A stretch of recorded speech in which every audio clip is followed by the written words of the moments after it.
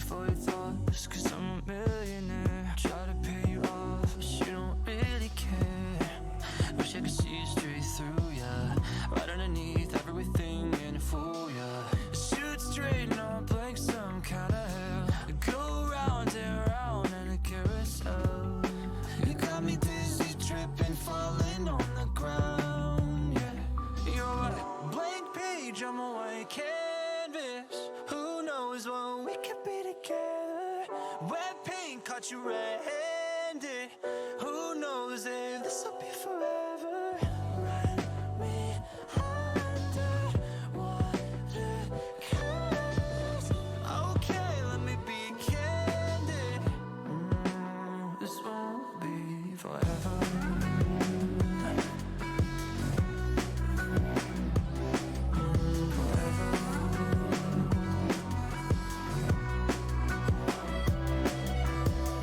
Maybe this is love, maybe melodrama. Maybe you're the one or you're back home. Or you could be my advice, yeah. All that I need, everything I like, yeah. Shoot straight, no blank, some kind of hell. Go round and round in a carousel. You got me dizzy, tripping, falling on the ground. Oh, you're a blank page, I'm a white canvas. Who knows what we could be together? Wet paint caught you red-handed. Who knows if this'll be forever? Run me under water, okay, let me be candid. This won't be forever.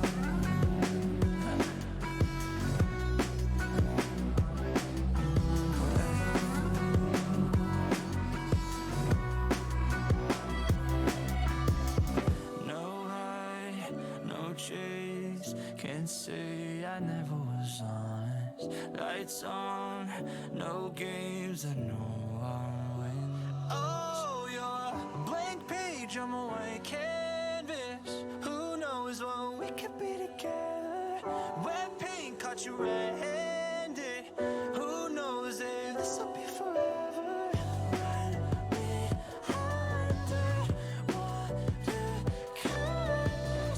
okay, let me be candid.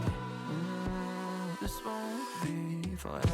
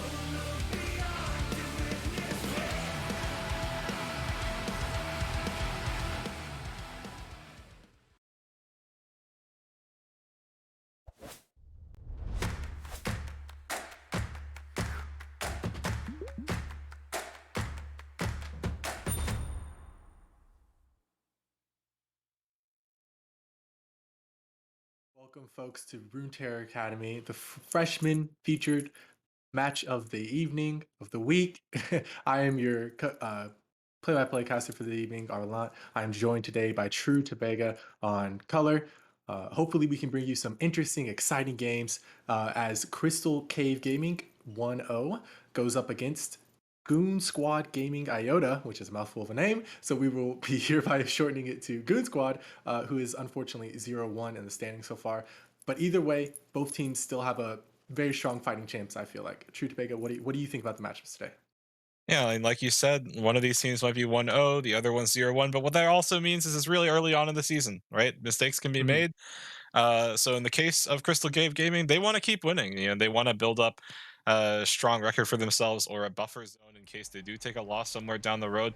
Meanwhile, Goon Squad, they're on the hunt for their first win, and that's really important both for morale, but also just for making sure that you can have like a consistently good spot in the standings. But we have gotten into that. Or we've wrapped up actually that first phase of bans. Crystal Cave electing to ban away Kled, Nocturne, and Lux.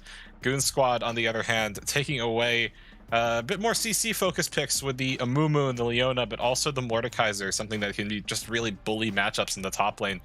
So Crystal Cave being a very varied in their ban strategy, Goon Squad a little bit more focused, and Crystal Cave they elect to lock in something Ooh.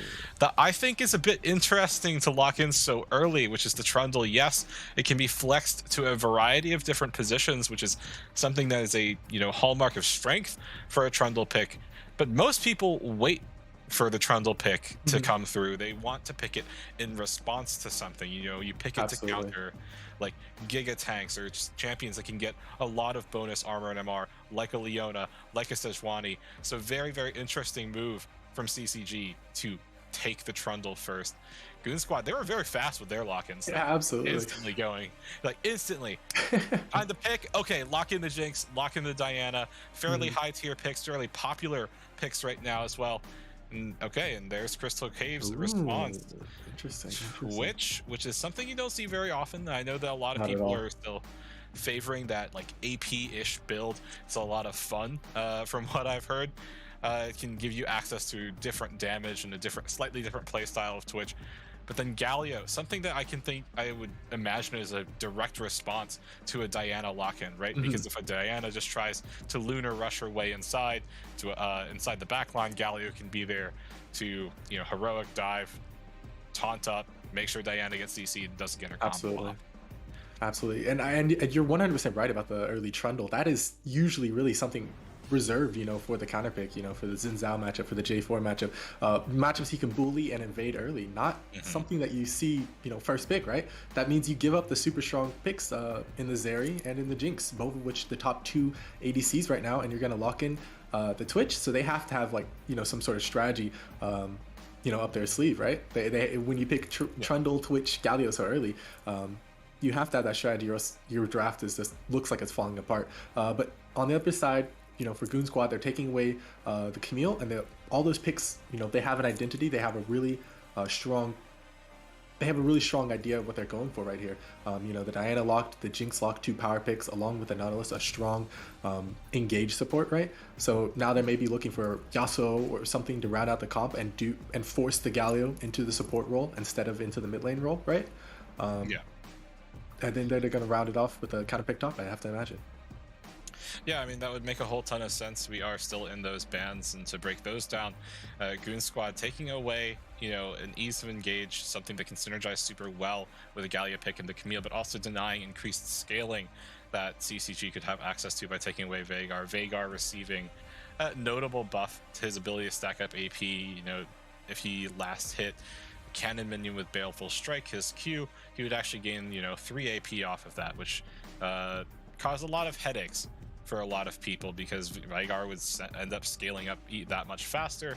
So I think it's understandable to take away a pick like that. You Mhm. don't want the enemy team to scale out of control. Theoretically, you could have your Trundle to be your early to mid game carry, and then Veigar and Twitch would bring that up. So good move for Goon Squad to deny that away. You can see they actually elected for Trundle, or not Trundle, Rumble, my bad, which can be flexed to either, top or mid. You've seen that in both of those positions before, so perhaps they want a little bit of flexibility. Dr. Mundo being the response, though, not a bad idea. Simply Absolutely. because Dr. Mundo like is so renowned for his ability to answer magic damage in the top lane, and something that uh, Goon Squad have really drafted themselves into right now is a whole ton of magic damage, right? 100%. Nautilus, Nautilus. Ooh, Ooh, that's okay, dangerous though. That's yeah. dangerous. So it really looks like CCG, they are committing for a bit of a wombo, right? You have Mhm. Oriana, you have two potential ball delivery systems, three if you want to count Dr. Mundo, who's just going to have to walk it in all the way there. Uh, and as long as you find that huge combo, Twitch can get a massive spray and pray off, hit the expunge, and or contaminate as it's now called, and Oh, that can be massive. But okay, Goon okay, that's Squad, they interesting. double down, they triple down on the AP. That is a Oh man. lot of magic damage that they have drafted for themselves. Uh, and like, I guess with the implication that the Diana will be headed mid lane unless that's a Lilia top, which I'd be quite interested to see at this point, because I can't imagine that's super fun to play against someone like Dr. Mundo who has so much innate Mhm. health regen. Absolutely. I'm just looking at these comps and I'm like, on one side, Crystal over here, they're saying we don't want to really engage. We want you to engage into us because our counter engage is so strong, right? They have the Gallia ult for whoever gets ulted by Diana or Rumble or Lilia. Mm. They have the Trundle Pillar to block off any exits. They have the Spray and Pray over the top of all that. And then they have the Oriana Ball for when everyone's clumped up and trying to run away from a fight. And then Mundo just walks him down over the top of that, right? Especially when they have so much AP. Like, pretty much all champions on there except for the Jinx do a good amount of AP damage, right? Like, only Jinx has the Flame Choppers in terms of magic damage, right? And it's rough. It's like you're looking at this Rumble, you're looking at this Diana, and you're looking at this Lilia, and you're like, you had such a really good opportunity to pick an AD mid laner here, like the Irelia. Irelia Diana is super strong as well. Diana Yasuo, that's the mainstay combo that's super good in the meta right now. Diana Yone, and all of these champions especially do disgustingly well into Oriana to the point where the Oriana really has to see the lane, and thus you get control over the middle of the game, right? The entirety of that lane is all yours just because of that one pick. And pick Lilia here. I just hope that they have a strategy in mind for this Trundle, for this Galio, and for this Mundo. Yeah, because something that you're bringing up is like something that we're just having this continuous conversation about, which is your damage spread. Jinx is somebody that really relies on having her item. She needs time to scale to feel really relevant in fights. She needs her crit. She needs large amounts of AD. She needs AOE, which means that you're going to pretty much be monochromatic. Mm-hmm. For lack of a better term, for Goon Squad, right? Because all of your damage is magic oriented, but then you have Dr. Mundo, who's great at dealing with magic damage. You have Galio, who's great at dealing with magic damage, and then you also have Trundle, who, admittedly, with the comp that Goon Squad have drafted for themselves, hey, awesome, you're not making there's nobody who's super hyper tanky for Trundle to ult and he'll become unkillable, but the other side of that is, as long as Trundle ults someone, they're just that much easier to kill now. So the problem being is that you've drafted a borderline monochromatic damage composition up until 25-30 minutes in the ideal world, to the extent of which the entirety of Crystal Cave can itemize for magic resist. They can just go straight forward and get those MR oriented items and start tanking through the damage, and then by the time they're unkillable for the AP, they can start building armor, and then the Jinx is less relevant. Obviously, that is the ideal world for them. But honestly, they don't even need to build armor, right? Like, pretty much all these champs that are going to be tanky, aside from the Galio, who's going to be on a support budget, so not relevant. But Trundle and Mundo, especially, they can build Anthemous chains, and then Jinx just does nothing to them and CC for even longer. That slow becomes even longer. Trundle slow as well becomes even longer, and their damage just sinks in all that much harder because they're not 30% less damage. That's huge. So they're really gonna have to play around this Jinx early and force them to build early armor and thus hurt their magic damage, later in the game, right? They need to play around this Jinx or else their entire game plan goes up in smoke, or some miracle happens where Diana just gets a ton of kills into Oriana just on repeat without Trundle somehow interfering, right? yeah, That's what I'm looking at for Goon Squad. Yeah, I absolutely agree with you. Like, for the side of Goon Squad, they need to find an advantage in their lanes, right? Is Lilia capable of killing Dr. Moon? That's a very difficult question. I don't think, because typically what you see with top lane Lilias is that they rely heavily on their passive, their dot, Mhm. to just whittle a target down. They stack up their blooming blows, they get all their movement speed, and they run all around all over the place, and the top laner can't do anything. Dr. Mundo doesn't quite have that problem as hard as other top laners do because of all the passive regen he gets access to through his own passive. Mhm. So it's difficult for you to pull that off, especially when you factor in it is hard to gank Dr. Mundo Yeah. because he can deny a single hard CC. There is not a lot of hard CC on the side of Goon Squad. Like, I think if they want to find an early advantage here, it's look at mid lane, right? Mhm. Have Diana come pull Nautilus up from the bot lane, get an early advantage mid, unlock the Rumble, and then start sending him down towards bot lane to punish the Twitch. And that is going to have to be like your avenue in to have that early advantage and hopefully close out before the unstoppable tanks get there.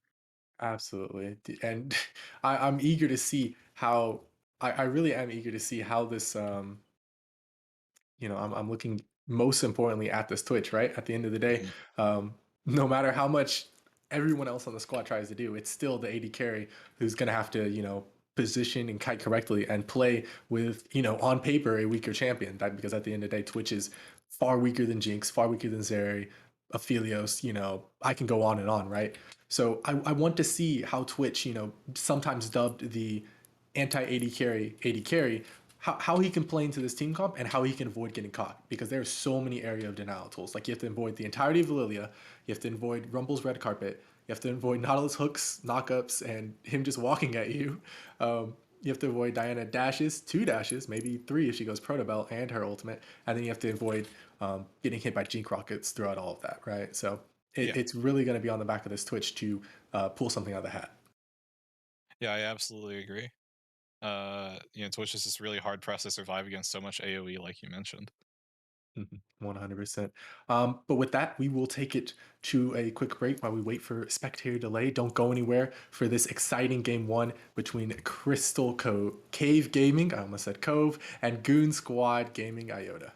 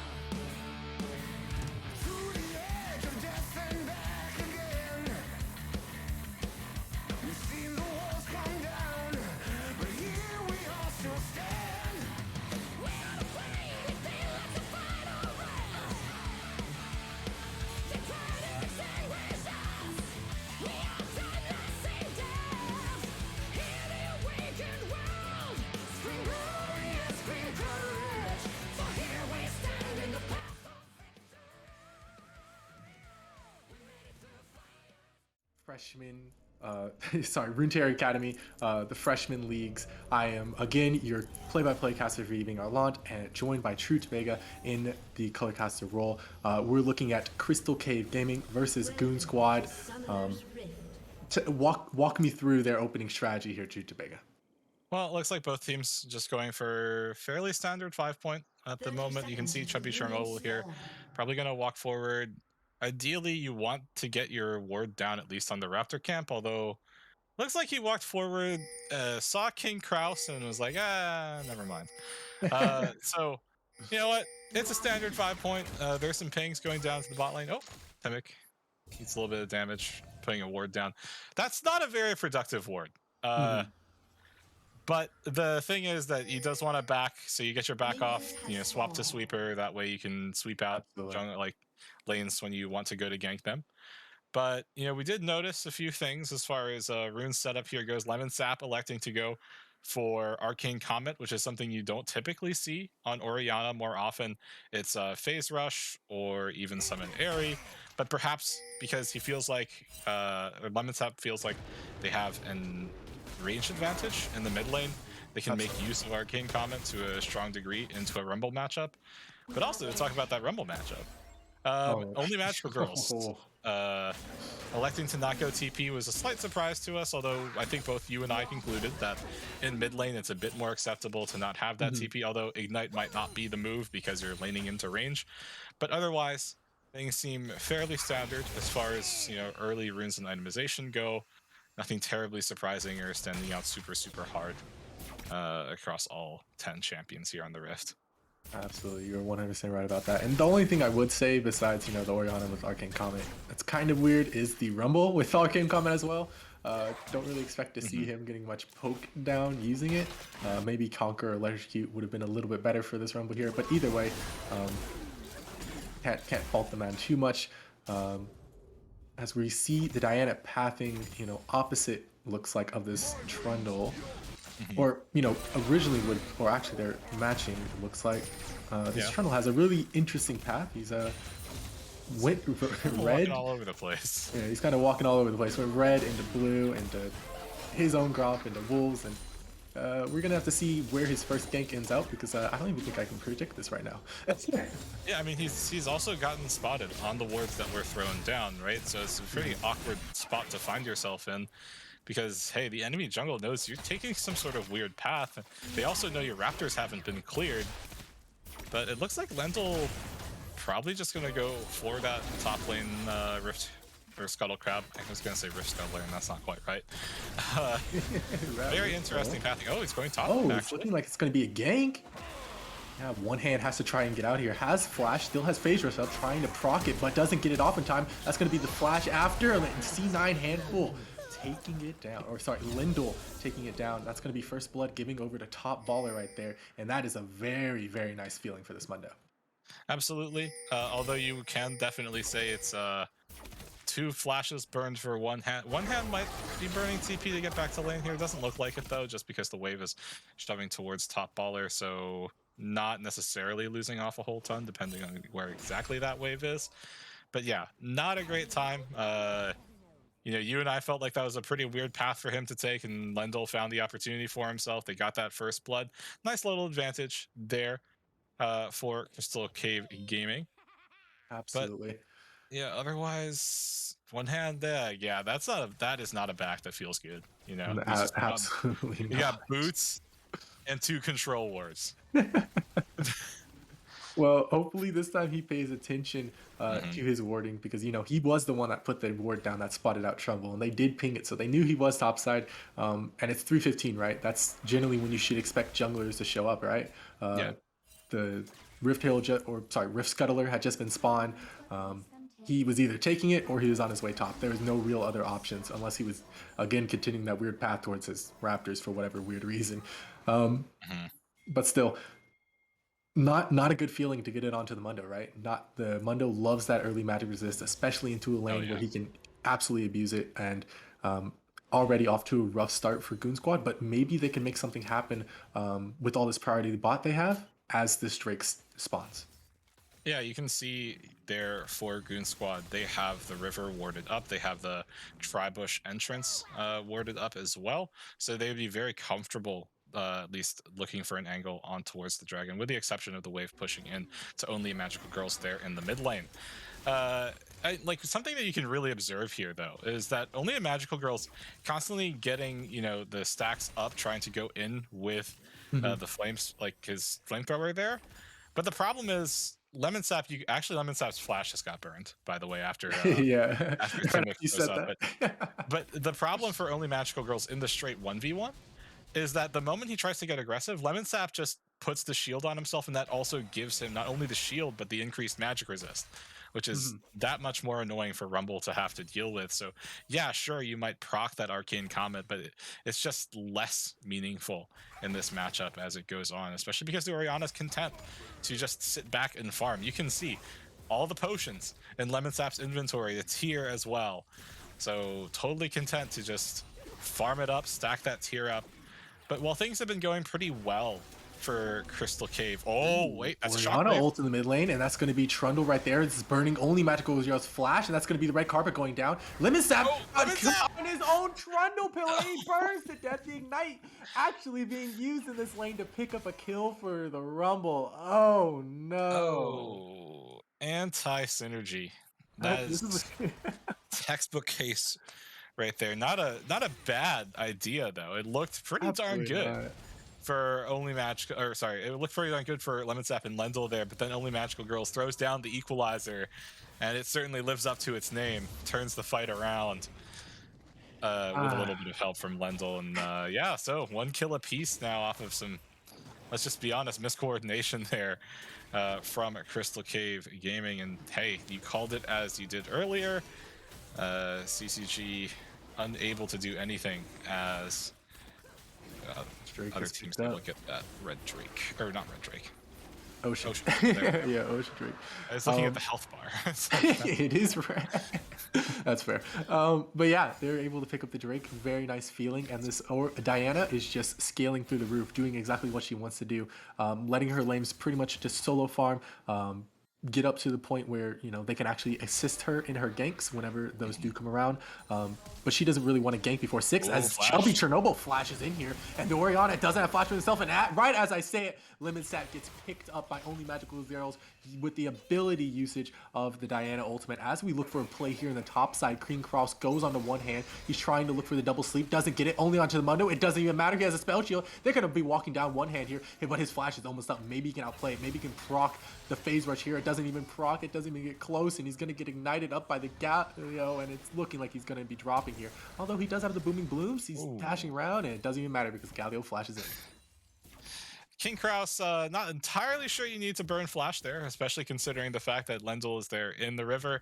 Although they do equalize on the kill, and the kill that Goon Squad were able to get there for themselves. That's exactly what you want in that situation, right? You have your Nautilus walk up, roam to mid lane, punish this flashless Orianna, and now this is a 2-0 Rumble. Equalizer is on a surprisingly short cooldown, pretty much all stages of the game. So only Magical Girls should be content with starting to get out of his own lane because you have this straight up advantage. Push a lane out, go either top or bot. I would say bot at this point, especially Yeah, because absolutely. Goon Squad, they're mounting up an advantage here. Not only is it a 2 plate advantage for Nerf Snugglebutt, but you also have roughly 23 CS. That's several waves for the Jinx over the Twitch, and something we touched on for both of those champions. You want as much gold as possible, and if both of them are straight up farming, whoever has more farm is having a better time, and those plates also add on to it. Absolutely. And as we were talking about the gold advantage, it's already 1,000 for, Goon Squad here. They have so many playmaking opportunities, and they're using them all extremely well, I would say, in my opinion. Diana ultimate already back up, and you were saying the Rumble ultimate, again, a great tool to use, especially if they go bot. But it looks like King Cross going in for a little bit of a trade there. Doesn't quite hit the knock up. The taunt comes out. Both tanks, both supports have aftershock, so it doesn't even matter. But yeah, you were saying it, like, he has this Rumble ultimate. He has 2 kills. Definitely get out of lane and definitely look to use it here. Bot is so diveable, right? You have Diana as well. It's such a good macro call here, I would say. But 2 minutes on the next Drake, maybe they're just holding off on that. There's no real reason to go for it other than just to feel good about yourself and maybe some extra plates. But plates are an objective in and of themselves. So regardless, it's up to Crystal Cave to be responsive for that next play wherever it may come out from. Yeah, I mean, absolutely. I mean, but the other thing I think is really worth pointing out here, Lemon Step has been sitting on 2 wards in his inventory for pretty much the entire game. Oh, there's the equalizer in the mid. Ooh, there it is. It's coming out, dropping it right down onto him. And there's Lemon Sap trying to do something with the ultimate, but it doesn't even matter. As Rumble picks up another kill. So that's 3 kills there for only Magical Girls, rather. And that feels so good for this Rumble. Yeah, like one thing that I think was really worth discussing was that Rumble and Lilia on their own, right? Especially pre-6, you don't have a lot of setup for Diana. Post-6, it's a bit better, especially for Rumble, but we're 11 minutes into the game already. Timic has already hit level 8, with a fairly notable lead now in terms of experience in the jungle already. 1 level over Lendl here has also been ganking a fair ton. Oh, this is a 1v1 Ooh, in top top lane. No. baller dropping the ultimate, trying to run down one hand, but one hand has so much movemency with the phase rush, with the booming blows. It doesn't even matter. So that's a free ultimate coming out for one hand, and that's gotta feel nice in a matchup that you're losing so hard. Yeah, but at the same time, it's the silver lining, right? You survive, you make sure you pull your enemy's ultimate out, but you're also not really capable of whittling this Mundo down. Top baller is just going to keep regenning. It doesn't matter whether or not he uses ultimate, because unless there's a legitimate threat of death, there's not much that one hand can do. So it's a very small victory in a very dire situation as far as the top lane is concerned. But now that Timic is, already hit level 6 and, working towards level 9 at this point, it doesn't matter on how much setup your teammates have because you are unlocked, right? You have Lunar Rush into Moonfall combo, and that's what we just saw with Lemon Sap there. Even burning your Orianna Flash, you're not going to get out. You get pulled back in, and then you just get completely bursted down. And right now, it's looking very, very difficult for Lemon Sap on this Orianna. Absolutely. He definitely is feeling the pressure here as Goon Squad picks up the second Drake of the game. It will be a Cloud Drake and it will be a Mountain Soul at the end of the day. And it feels so nice. Mountain Soul here, I'd say it's more important to keep out of the hands of Crystal Cave Gaming rather than getting it on yourself because, they have the Trundle, they have the Mundo, and they have the Galio, all of which are going to be stacking magic resist. And any bolstering, any increase to their armor, it's just not going to feel good for this Jinx. So keeping these Drakes out of their hands are more important, in my opinion, than even getting them. As again, we see one hand take away the ultimate from Top Baller. Again, silver lining, consolation prize, whatever, right? But to your point on as a quick taunt comes out, nothing more happens. Twitch looking for the ankle, doesn't quite find it.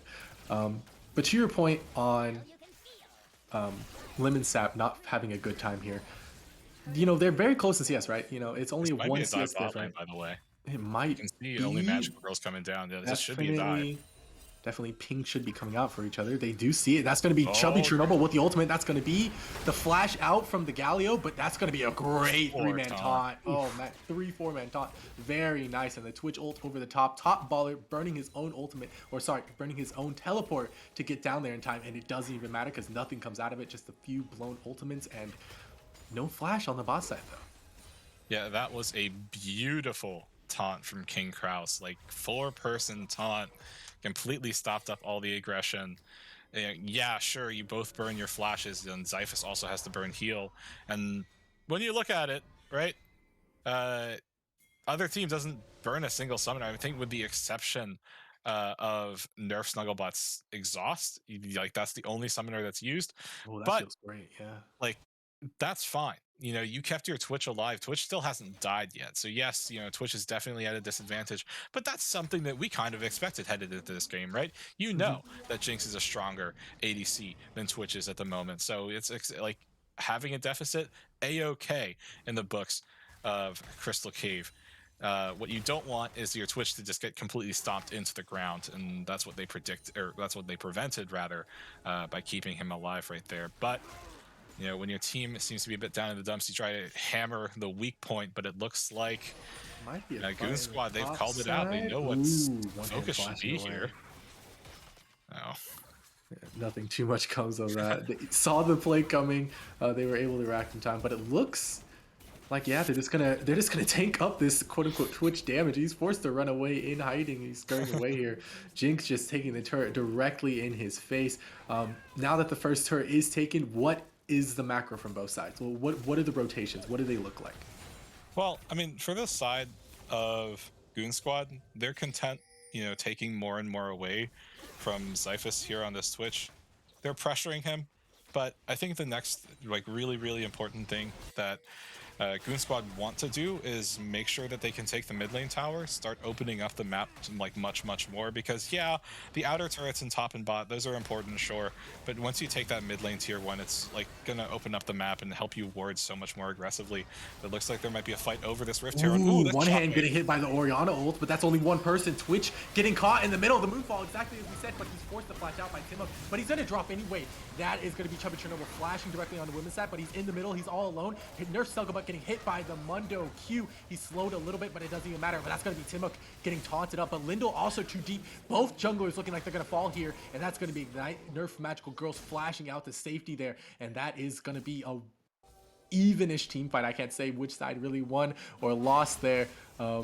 Nothing else really gets taken. But that has to feel nice for the side of Crystal Cave. Yeah, I mean, it's an even fight when your team has definitely been, let's say, losing more of the map in this early laning phase. Oh, Snugglebot! Snugglebot taking so much damage, and oh my gosh! That's gonna be King Kraus and Lemon Sap picking up a nice little kill on the back of it, and I will have to say, after that, that has to be a one fight for the Crystal Cave. Yeah, I mean, Sunglebutt definitely not giving any respect to how much damage that Lemon Sap can put out there. And yeah, it's an Oriana. Sure, boots aren't even completed, tier item isn't completed, but that is a Luden Zeko proc. And that will hit you really hard as That she's very, does very hurt a squishy lot. champion. Um, so yeah, just not knowing how much damage the enemy team can put out really punishes the Jinx mispositioning there. And yeah, you can see Lemonsap burning that TP. They want to get ready for this dragon fight because that will put Goon Squad up to Soul Point, which makes it much harder for Crystal Mhm. Cave to have any degree of flexibility on the map. But We'll looks have to like, see. Ooh, oh, that's going to be the Mundo TP already. teleport already coming down, and they're devoting it instantly. And it looks like they just got river control, and that's going to be the call to maybe start the Drake. Yes, it's going to be started. So what do? They're going to bring in one hand to teleport from the bottom side. They're going to be looking. The shock, the ball is zoning a little bit. They still have the shockwave ult available from Oriana, and they're just going to be looking to burn this down as Oh, much as they're possible. totally corralled. Ooh. Yeah, that's going to be the equalizer coming in, and look at all the damage going down from Timok. He's going to be focusing down the Twitch, even though Twitch does get it. The ultimates come out. Everything is happening at the same time, but that's going to be a great two-man sleep. That's going to be Lemon Stop getting burned down. Ooh, the Jinx Rocket just barely misses. And one hand manages to find his first kill of the game, and only Magical Girl looking to chase down this Mundo here, but he's walking so very fast, and that's going to be the call to back off of him. But that's going to be 4 kills over to the side of Goon Squad, even though you got this first Mountain Soul, or first Mountain Drake. It doesn't really matter. They don't care. They said we'll take the fight any day of the week, and they got exactly what they wanted. Multiple kills onto multiple members, not just only Magical Girls. Now they're really looking in a position and place to carry. Yeah, I mean, that fight could have been played slightly better if only Magical Girls had actually used Equalizer on the other entrance of the Dragon Pit, because from where his team is advancing from, there's no reason for Crystal Cave to walk forward into the entrance that only Magical Girls ended up using Equalizer. And so the Equalizer, and also only Magical Girls, who is, objectively speaking, the richest player in this game, he has the most access to damage. 100%. The equalizer ended up being less meaningful. The fight could have gone Crystal Cave's way, in fact, but their attention was split. Xiphus, the entire time, was just autoing the dragon. In fact, Xiphus was the person who ended up securing the Drake for his team. And yes, as you said, they were able to stop up that dragon stacking, but because the call got split, the Twitch wasn't DPSing in the fight, which means they lost it super hard, and that's just really punishing for Crystal Cave. Absolutely. They're going to be going on to Lindell here. A lot of damage coming out, and that's going to be a kill picked up for only Magical Girls using the equalizer as well. And that has to feel great. So very nice for this 7-0 Rumble. But yeah, you were saying in that last Drake fight, one thing I just want to point out is the fact that Lemonsat, withdrew the Oriana ball. It was in such a great spot to catch out multiple members as they tried to walk through the choke, and instead of keeping it there, gritting a 4 or 5-man shockwave, they withdrew it back into the pit, and I think that is one, ability that cost them that fight there. As Tier 1 goes down in the top lane, they're looking for play on the other side of the map as Twitch is just autoing down the Tier 1 on the bot side. No one's there to stop him, and he looks like he's going to pick it up.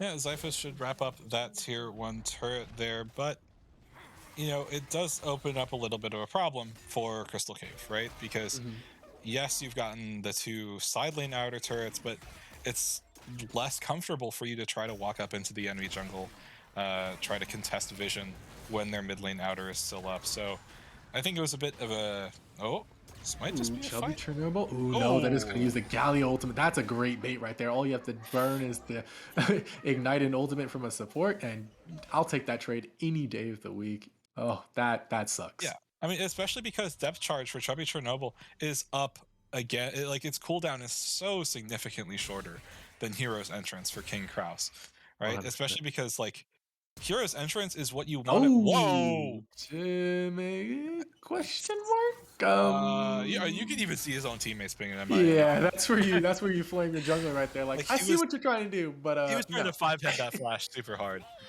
Yeah, and But Jinx yeah, rocket randomly down towards top side as well.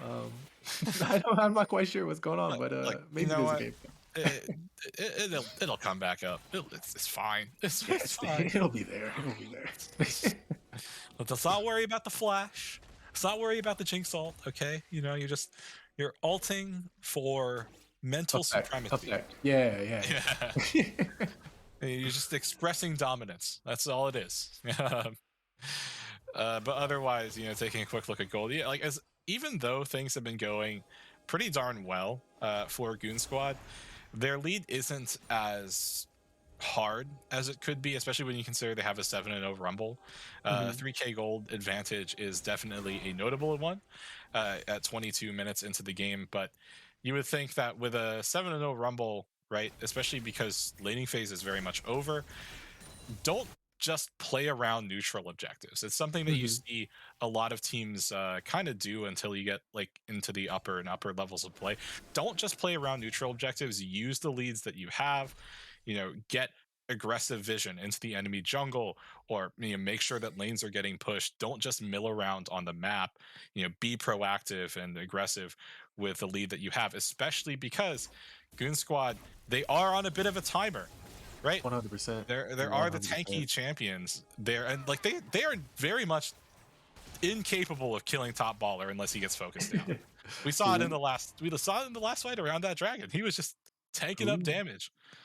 Looks like the call is going to be a death bush. They know the Oriana, or sorry, the Diana walked out. They had the vision ping going down onto Timok as he walks his Oh, they Drake don't here. know. Chubby Chernobyl gonna get hooked up here, but that's gonna be the most damage directly onto Lindell and the the poor little rat. And that's gonna be, you know, the Oriana trying to do something, a two-man, but it doesn't even matter. That's gonna be Zyphus and Lindell getting picked up while they take out, you know, the next Mountain Drake. And this might even be a Baron call. No, probably just going to be mid-turn instead. But either way, very nice play there from the side of Goon Squad. Yeah, I mean, it was just massive amounts of miscoordination there from the side of Crystal Cave, right? Mm. Because Zyphus and Lendl, when it comes to a team fight slash neutral objective situation, like your most important members cannot be the ones face checking the area. You 100%. know the enemy team has vision control. You know that they should have like knowledge of where you're standing. So, you know, you have these tanky frontliners. Why are your carries or why is your jungler face checking? And that was just a very, very hard punish from the side of Goon Squad. Although you can still see there that Lemon Sap very much capable of making Nerf Snugglebutt sweat. Put him down to about 30% health with just a single combo. Um, that's just playing ADC though. Like, you know, there's nothing you can do about that. Absolutely, man. It just sucks to play ADC. Um, Mhm. but yeah, one thing I want to highlight that you said earlier, a little bit earlier, before that Drake play, is the fact that, you know, they can't, you know, Goon Squad can't just be playing around neutral objectives, right? They got to be expanding their goalie. They got to be making stuff happen. It's great that they're able to win these neutral objective fights, but they're on a timer, like 100%. So what I want to see them do is I want to see them go for this top tier one. I want to see them go for the mid tier two or the top bottom tier two. Try to do anything in preparation for this Baron dance that's going to be coming up, and that should be starting relatively soon. You know, 3 minutes on this next Drake. Vision is already being established. You know, waves are being pushed out. They got to do something and make it happen. As Chubby Chernobyl gets a little bit damage done onto him, he's going to be dropping the iron, this locket of Iron Solari. Nice long cooldown that will, you know, will aid Crystal Cave as this game goes on. Yeah, and I think if there's an opportunity to be had, Crystal Cave, like they're not capable of being aggressive at the moment because Lemon Sap just had to back who's out of mana. Mhm. Um, which meant that, you know, this could have been a decent opportunity for Goon Squad to start something up, especially when you have a level 14 7-0 Rumble with Equalizer. Just look for dive, look to force plays, especially because it's on such a 100%. short cooldown. But unfortunately, they're not pulling the trigger on that. They're kind of just waiting for Crystal Cave to make a mistake or to get desperate, which is a legitimate strategy. Don't get me wrong, but you know we're past the 25-minute mark. Twitch No. working towards a second item. He's definitely still far behind the Jinx, but yeah, you just don't want to give your opponents more breathing room. And now the dreaded North American ARAM comes out. Just everyone sticking mid, no one catching these sideways until they get too big to handle. It just sucks, from either side, right?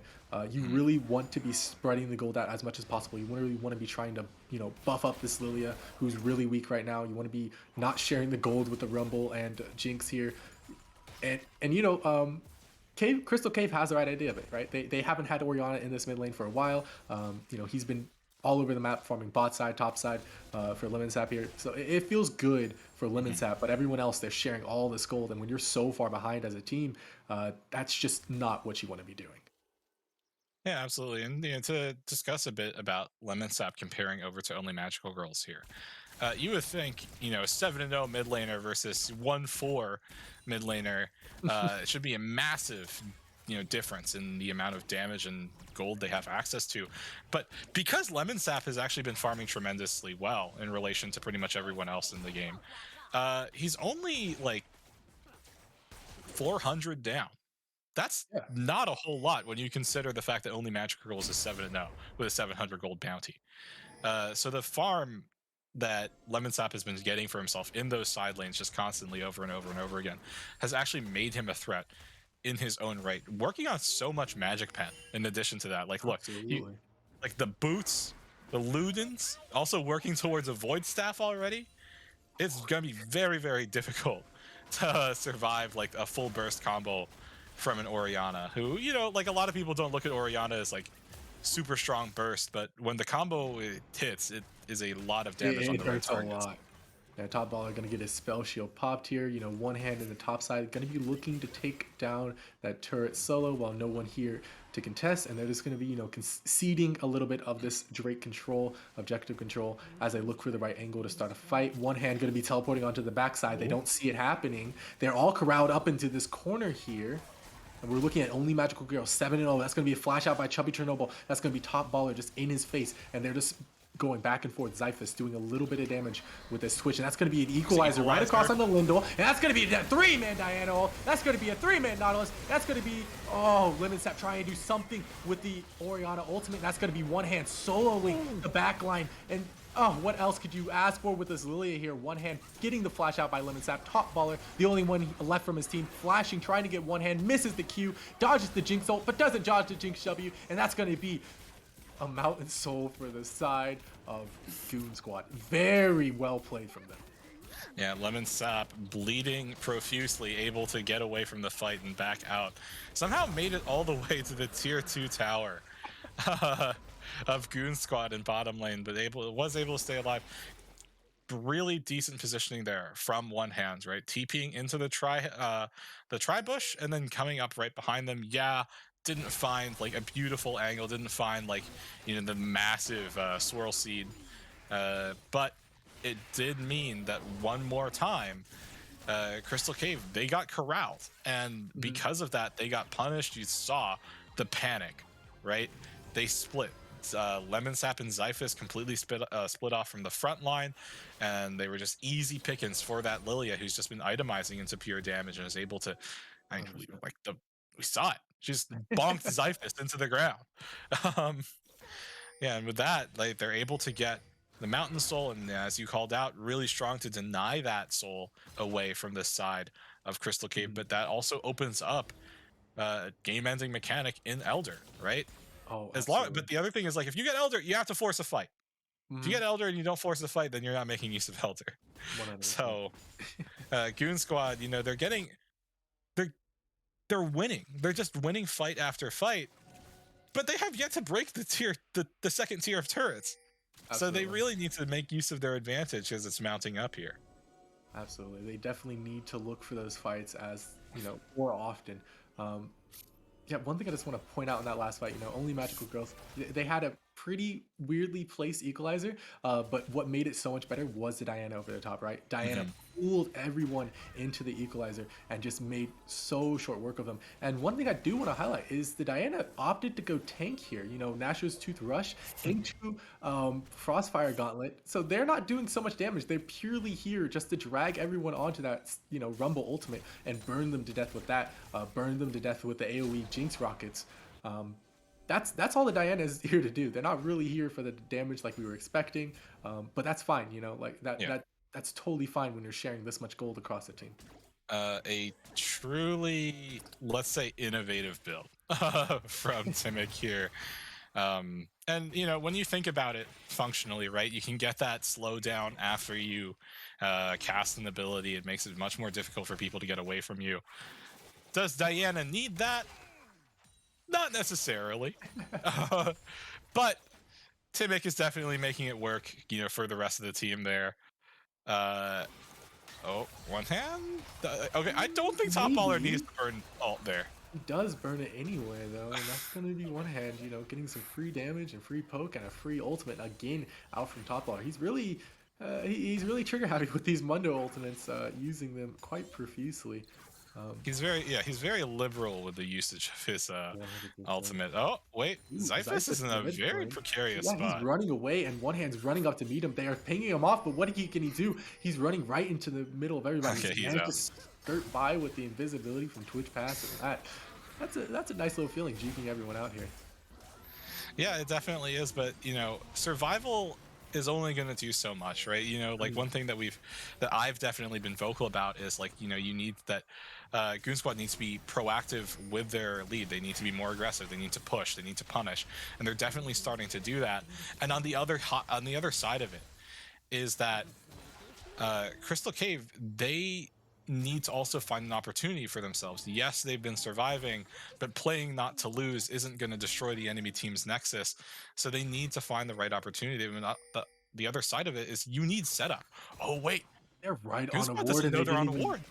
But they do start something off. Chubby Chernobyl walks in the middle. Everyone, Lindell is the one getting knocked up, and he's looking like he's going to be the first one to burn down. They do have Ignite ticking on him, but it's not going to be enough. And that's going to be Twitch all over the top, but it doesn't even matter. He's going to get hit by the sleep. He's going to sleep. That's going to be the Gale Force in by Snucklebutt. It doesn't even matter. They're going to be caught in the middle of damage, though, but they're not dropping. They're going to flash out, and that's going to be, a first kill going over to Orion, or sorry, second kill, but it doesn't even matter. That's going to be a big Jinx Rocket, and she's excited, and she goes for the Penta kill.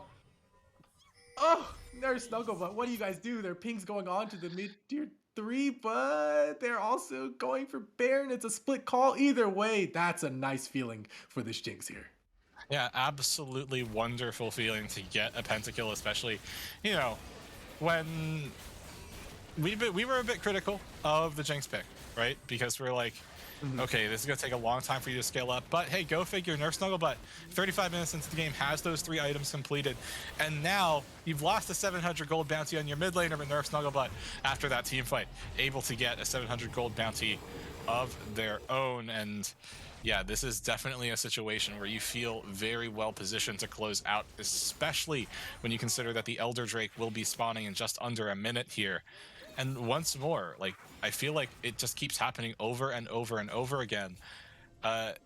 Crystal Cave, they get split up. It looks like they're just so wildly miscoordinated in their fights. Zyphus constantly being pressured by all that AoE, dies with flash available, and is not able to get anything productive done in the fight, even though Lemon Sap has a fair amount of damage. Ooh, Chubby Chernobyl managing to hit a hook, forcing out the flash from Lindell, and right there, that's the power of a recently pentakill Jinx. 9-1 on this Jinx pick. Yeah, 4 items. Runeterra's Hurricane ready to pump damage into all these AoE characters that you pick into her. This Elder is pretty much a cinch, you have to believe, but they still have to go for the fight, right? If they let them get this Elder, it's game over guaranteed. If they go for the fight, maybe they have a chance to come in here. Top Baller losing the spell shield. That's going to be Chubby Chernobyl taunted up. He's getting so much damage done to him, but that's going to be Zyphus. Oh no, he's getting caught out, and that's going to be Timok picking up his first kill, or second kill rather, but it doesn't even matter. That's a double kill going over for Magical Girl. And that's going to be Timok. Ooh, Nerf Snugglebutt taking so much damage, both of them, but it doesn't even matter. That's going to be another double kill going over to Nerf Snugglebutt. And do they call Elder, or do they call for the base? What are they doing? They're going to be calling Elder here, it looks like, and that's a totally fine play. They just have to make sure to use it when it happens. And Chubby Chernobyl, he does not want the Elder, though. He wants to get the inhib at the very least. Nerf Snugglebutt also going towards the base here. Death timers are quite long, although Lendl will be up in about 10 seconds here. TP into the top lane. So it looks like they're going to be able to get that inhibitor.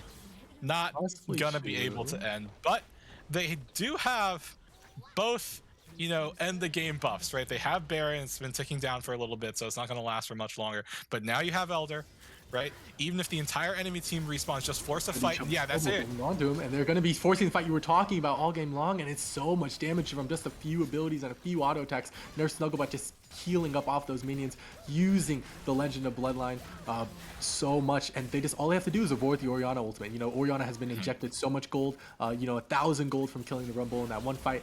So Orianna really is the threat here, and all they have to do is dodge the Orianna ult, and they are sitting pretty. Zyphus trying to look for a flank, but at the end of the day, he doesn't have too much. Lemon Sap, he's gonna die! Whoa, he's so close to dying. That's going to be Chubby Commercial missing the hook, going in, nothing too much, but Zyphus, look how much damage he's taking from just a dead. W. He's dead, it looks like. He's gonna die on the equalizer. Nope, there it is. That's going to be the equalizer over top, and that's going to be them. Oh, like I said, and that's going to be Lemon Sap taking out the AD carry. That's so good for them, but can they win the fight afterwards? Ooh, look at Only Magical Daryl taking so much damage, and that's going to be Lilia flashing out one hand, trying to get away, trying to drop the Drowsy, and they're going to be losing this fight. They have Elder, but they didn't want to take the fight to actually end the game. And in the most desperate seconds possible, they're able to find the kills on the carries. And it really looked like Chubby Chernobyl and Timic, they just walked it out the moment they saw their carries get aggressed on. And that does give breathing room, once again, to the side of Crystal Cave, right? They're able to breathe a single sigh of relief. Their towers, their Nexus turrets were getting pressured. But as you said, Lemon Sap is very, very scary. You finds a single opportunity, and Nerf Snugglebutt is going to die. You can see the Jinx starting to work towards a GA as the last item, so perhaps that'll invalidate how much damage goes on, or at the very least you can stay alive just a bit longer if you do get CC'd. But it's just like a highlight of the issue, right? As this Orianna becomes increasingly scary, the Twitch is still not quite an issue yet. As Zyphus is let's say fairly far away from finishing his third item. But the tanks are starting to get there, right? 100%. Top baller is looking like an unkillable monster, increasingly. Especially with a rank 3 Dr. Mundo ultimate. How do you burn through that? Especially even with Grievous wounds, it's difficult to get through that amount of healing. Yeah, not a lot. There's actually only one source of Grievous wounds on this side of two ignites. Chubby Chernobyl has. And yeah, sure ignites, but that's not what you want. Oh, Lendl's getting caught out here. What are you doing? Where were you? But that's going to be a 3-man Orianna shockwave. That's going to be Twitch over the top. But that's going to be Zyphus getting knocked up by Timic right there. And that's going to be the Jinx getting excited. Oh my Chubby goodness. Chernobyl on one hand, they're so low. And that's going to be top baller. Like we said, he's so big. But look at Only Magical Girls getting popped by Lemon Sap. And that's going to be Timic going in fisticuffs, close range with top baller. But that's going to be the end of the game. It looks like. Ooh, barely living. And that's going to be the W snipe finding the end of the game. And that's going to be a triple kill going over to Snurf Snugglebot. It was so close. It looked like Lemon Sap maybe could have pulled something out of the hat there. But at the end of the day, Crystal Cave is going to drop one game down. But, it's a best of 3 series, so maybe they can pull it back in game 2 and 3. Goon Squad going up one game in this series. Frontline Twitch, not quite the move, Crystal Cave. That's an understatement. As far as things go, right, definitely not a great time for Crystal Cave, right? Lendl getting caught out in several positions, in addition to Zyphus, was very, very punishing over and over and over again, right? Because Twitch got put into the dirt, Nerf Snugglebutt able to scale up, but Lemon Sap and Top Baller, both pretty decent silver linings, right? Like both of them did decently, especially when you consider the fact that Lemon Sap was getting so much attention early on. Like, how many ganks did this Orianna eat in the early game? Like, there's a reason there's a reason that Only Magical Girls was 7-0 for such a long time. So even though Lemon Sap got put so far behind, being able to stay relevant through farming, like this is a Jinx with a pentakill, but it's the Orianna that had the most farm in the game, right?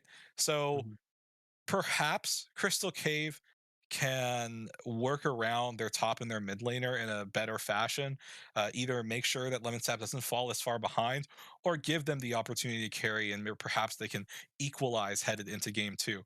On the other side, though, for Goon Squad, hey, just keep doing what you're doing, man. Like, but I will 100%. say, like, keep doing what you're doing, but be more aggressive. You know, Mhm. make use of your leads, because typically you do not want a 40-minute game against a team that can start tanking up against your damage. Yeah, I have to agree with you. Iota, they definitely need to be doing more. They were very passive about it. You know, letting Crystal Cave walk into them on so many occasions and looking for the fights and then looking for objectives afterwards. Um, it, they just need to end the game a little bit faster, a little bit cleaner, and they'll be looking like a super dominant team. You know, going into the rest of the league, right? Mhm. But with that, we are going to be taking it to a quick break. Don't go anywhere. Yeah.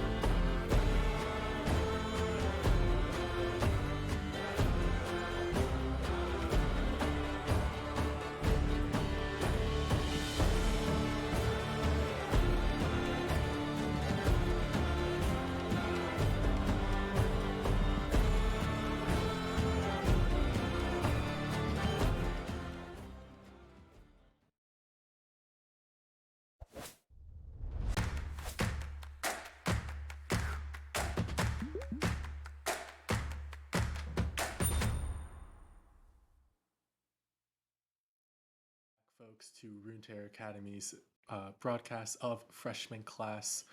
Today we have Crystal Cave Gaming versus Goon Squad Gaming Iota. Uh, again, a mouthful of a name, but I am your caster, Arlant, joined today by True Tobega on the color. True Tobega, walk me through this early ban phase. Okay, well, Goon Squad Gaming going for a bit more of the same, right? You do see one adjustment between game 1 and 2, which is they dropped the Leona ban, instead electing to ban away the Galio, and there's why. They want to pick Leona for themselves. It's a very straightforward reason. Meanwhile, on the side of Crystal Cave, where I believe they dropped the Nocturne ban from game 1 and instead take the Jinx off the board. Good idea. Let's not let Nair Snugglebutt have another Jinx, or there's a possibility of getting a pentakill. And this is an interesting response to seeing a Leona on the enemy team going for a Nautilus. This is a subject of debate that I've seen back and forth constantly, saying like, who's stronger, Leona or Nautilus? Like, is this a genuine counter matchup? Is it a soft counter matchup? And for that specifically, in my mind, it's a very much a case of who blinks first, who makes the first mistake, because it's very, very punishable. Because both these champions have high access to damage in the early game, although Leona will outscale Nautilus as a tank later on. But Goon Squad, in order to make sure Leona doesn't get countered, have also taken the Trundle for themselves. Our Leona will stay tanky. But right now, what they've really started to graph for themselves here, this is a hard engage comp. Leona, Trundle, Vex, they just want to go in and kill you. Meanwhile, Crystal Cave they're able to get the Vigar that was denied from them last game. It also looks like that, they did actually ban Vex in the previous game away from Goon Squad. So Goon Squad getting something that they wanted in the previous game as well. Really interested to see how Vigar Vex plays out, especially because both of them, their laning phases are very Vigar, very, very, very farming oriented. He just wants to sit back. And the other thing is that even if he throws the cage around himself, Vexalt is, I believe she's unstoppable. Yeah, it goes trapped. Yeah. So definitely not many ways for Vigar to dissuade a Vex from finding a full engage on him, although there is a possibility where Vex is just going in straight to her death, because Vigar will throw out his ultimate the moment she gets there. I have to agree. I think it's interesting what Goon Squad's doing here. They're picking, Trundle and Vex, typically seen as, counter picks in matchups, and just blinding them straight up, right? So it's giving Crystal Cave a lot of information and a lot of things they can do. They can pick their jungler here as a counter pick jungler and counter pick topside, right? They have so many options, but the one ADC that they did miss is, the Zeri. Zeri, strongest ADC besides Jinx, and put it into Isaiah, I have to go, Zeri Leona 100% of the time. And maybe, Janna is still left up. They could even go, smite Janna top, something unique and original like that, and it buffs up the Zeri even more and plays really hard for the Trundle early, scales into this Zeri threat. And how do you deal with that if you're the side of Crystal Cave? I don't think Mundo is the answer here. Mundo, he gets really tanky, but it just kind of gives, Trundle a target for his ultimate, right? It's just a reason for him to exist. But either way, we'll probably see the Caitlyn come out. Leona, Caitlyn, very nice combo right there. And one thing I just want to say before I pass it back over to you is the Vex and the Veigar matchup isn't as simple as we thought it was. Apparently, it's actually one of Vex's worst matchups. She only wins it 46% of the time, and that's just not metrics you really want to see when you're blind picking it into a Vigar. Yeah, I mean, like I said, I can imagine that because Vex needs to get a full rotation off. And if she tries to engage on Veigar and she doesn't have her fear queued up, it's provided that Veigar survives the initial ultimate cast, he will just Baleful Strike and then ult you. And Vex is not really capable of surviving that, because you itemize like a burst mage, you don't itemize MR. So Veigar can just punish you for taking a hard commit in, at least I believe that's how it would play out in a pure 1v1. Oh, they committed for the Mundo. It's It there. is. I mean, I don't behoove them for doing it, right? Top baller was very, very difficult to kill. I do 100%. agree with you though. I don't think it's necessarily the right move as far as answers go. Um, but at the very least, we do get to see our full compositions here. Dr. Mundo, specifically against Set, probably not as easy for Set to start off a fight on his own terms as he wants to, just because Dr. Mundo goes where he pleases, and if he doesn't want to get pulled in, he doesn't have to get pulled in. 100%. But I don't know though. Yeah. It's one of those matchups that really isn't seen too often. If there's a Trundle though, if Trundle pillars Dr. Mundo, then that'll be fine, because the micro knockup gets denied, sure, but the slow is still there, and that means Set can just walk up and pull you back in. Bada bing, bada boom, easy. Makes a whole ton of sense as far as that's concerned. But we're not looking at these teams in a vacuum anymore, right? We're not looking at just the compositions, because we're also trying to think about how game one went.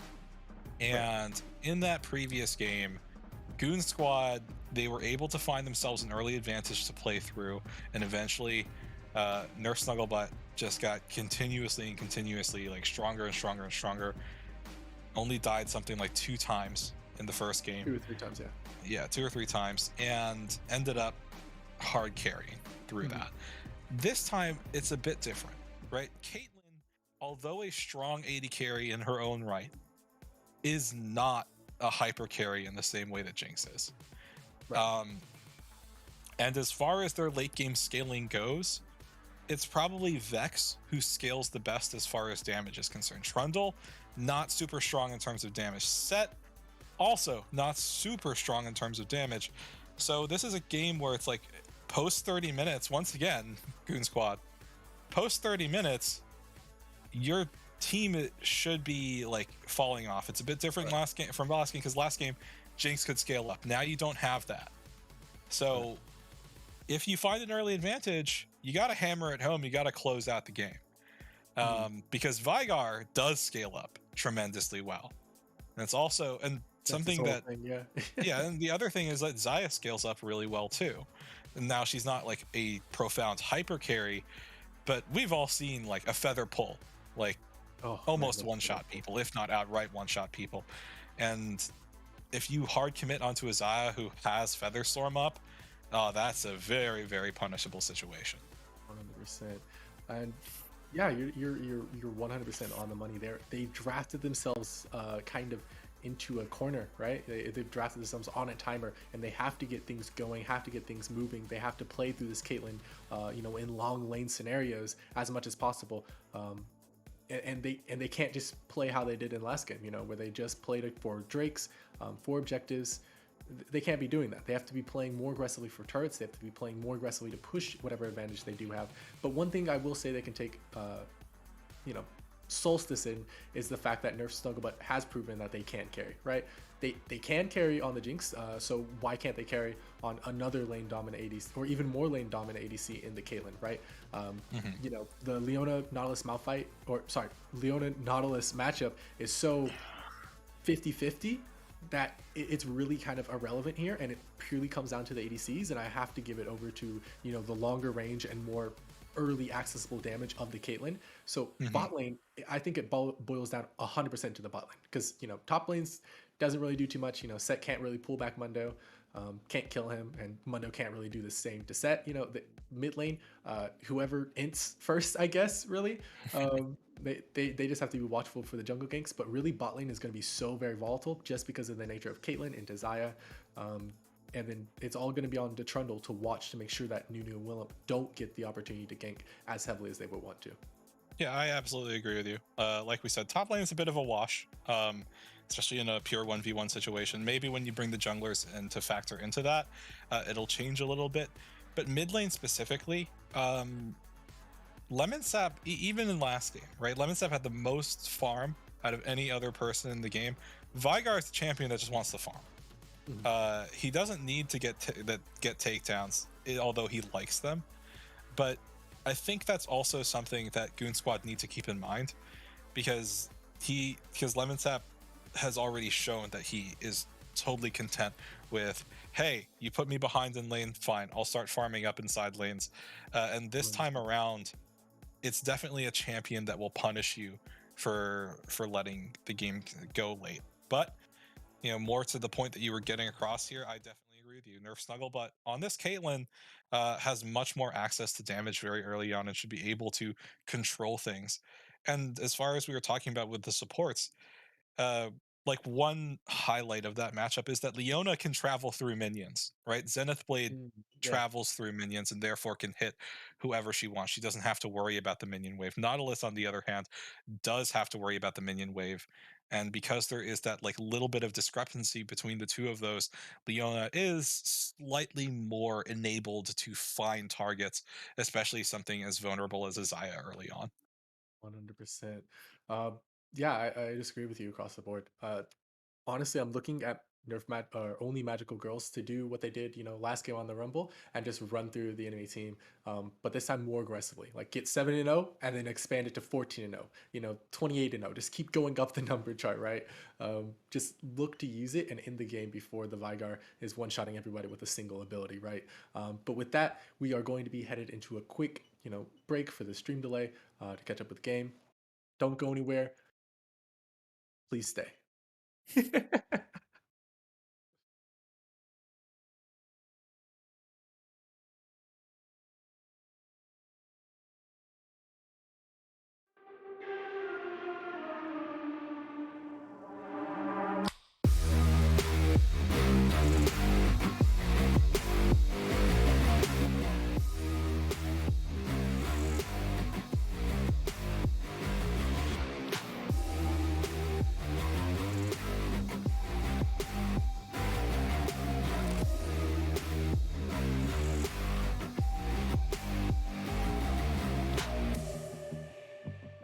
You were on the right track, you were on the right path. And black door in the forest isn't here to taunt us, cause it's going nowhere.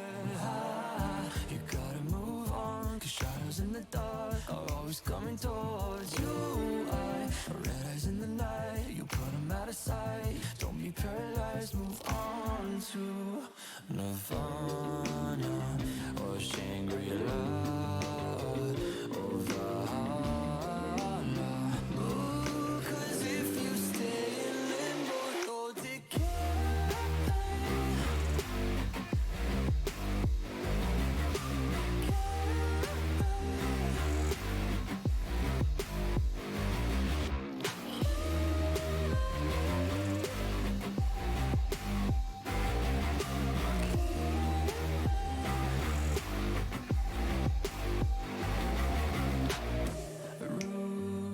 Trees, branches, leaves, covering the skyline, blocking out the sunlight, making new like midnight. White house on the right, it calls you to the light, put it out of sight. You need to try and see the forest from the trees. Don't be paralyzed, move on to Nirvana or Shangri-La.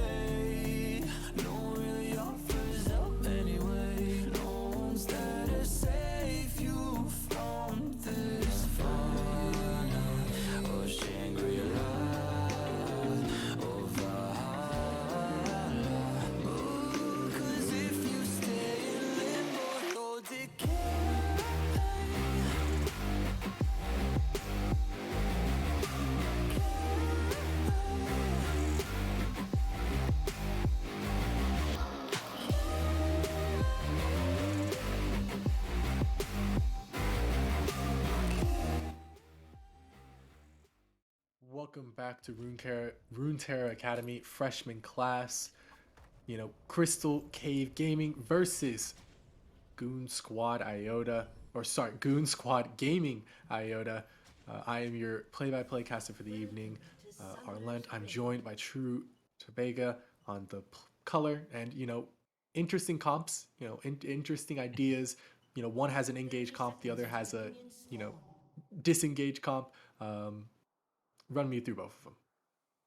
Yeah, so we did talk about it a fair bit. A lot of attention will be towards the bot lane, especially with how the previous game went. A little bit of a cheeky move there from King Cross and Xiphus, trying to punish Chubby Chernobyl, but the dredge line didn't land. But to talk about runes itemization early on, nothing terribly surprising as far as itemization is concerned. You do see here that Xiphus is elected to take the cleanse, which makes a whole ton of sense when you Mm-hmm. are, the vulnerable Xayah in a lane that can hard punish you with CC, especially because after you use the cleanse, you get that increased tenacity, which means any follow up CC will be substantially lessened and it increases your survivability. And that's really the highlight of what Crystal Cave have kind of been going for here with their comp, right? Survive. Let Vigar scale up, let Xayah scale up, and start punishing aggression and engage, which is exactly what Goon Squad have drafted for themselves, right? They have so much hard commit through this Vex, through the set and the Leona. So if those champions, hard commit and they end up getting punished, that's exactly what Crystal Cave want for themselves. The caveat to that is they need time to scale. If they fall behind like they did in the previous game, and Goon Squad are able to close out in a more, Timely fast fashion. fashion, yeah, a better fashion than the previous one, it's going to be a much more difficult game for Crystal Cave to play.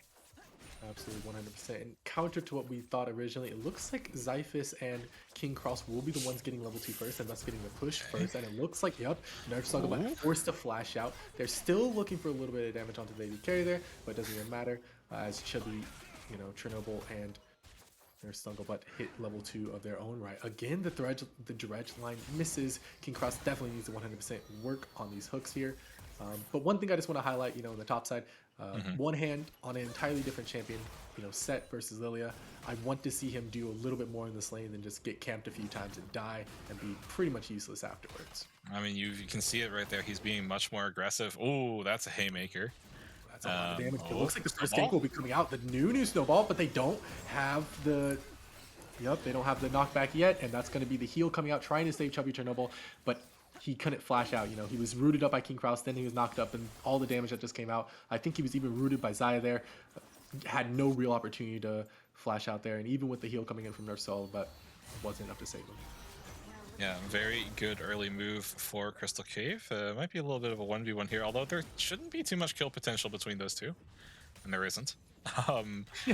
But that's actually something that you always have to be scared of when a Nunu is on the enemy team, right? That snowball, especially early game, is super, super annoying. Oh, this is Rome. Ooh, King Kraus manages to finally hit the dredge line, and that's He's going to be done. so much damage right into the stun. You were right, and that's going to be only... No, not only Magicals. That's going to be Lindell stealing the kill away from Lemonsat. That was pretty... Actually, King Kraus, wasn't it? That's his Ignite there. But either way, that was a kill secured, and you're going to get it onto the Nunu. That's fine, right? It's better onto the Nunu than it is onto the support, but of course you would have preferred Lemonsap to have it over anybody else. I mean, he still gets the additional AP because it's a takedown. So it's not completely doomed, although he doesn't get the same amount of gold out of it. And yeah, that's not an ideal back for Vigar in this situation, right? You got boots and you got a mana crystal. But as far as like an indicator from the previous game goes, this is definitely a good look from Crystal Cave, right? You don't want to like roll over and die after a super hard loss. You want to bounce back, and finding an early advantage is definitely the way to do it. 2 quick kills already for them. And I will say though, oh, okay. You can see Timmick just walking into the bush there, so I was wondering if they're going to start forcing something. I will say, although One Hand has definitely been more aggressive in this top lane thus far, it's not necessarily been Lindo getting caught out Oh, here, and he looks like he's gonna drop. The Ignite's ticking. That's gonna be a shutdown going over to Timok. And just as we were singing their praises, they're gonna go ahead and lose that major shutdown, lose that no kill advantage, flash. that gold Did. advantage. No flash on the King Kraus, and that's gonna be a double kill going over to Timok here. And that's nice because the Drake just spawned. So just as we were talking about how good they were doing, they go ahead and kind of throw that lead away. And now it's going to be, a minor gold advantage in the favor of One Hand and Squad. Yeah, and that's something I really want to talk about because like there aren't many people that can interrupt that snowball from coming in early, right? Mhm. Uh, technically, a Leona can. Technically, also yeah, by rooting, throwing out Zenith Blade, but because you throw yourself towards the snowball, you're gonna get knocked up. More unless you're like coming in at an angle. The other two people that can interrupt it before it hits somebody are Magical Girls by proccing a fear, but also Timic with the pillar, and that's exactly what we saw there.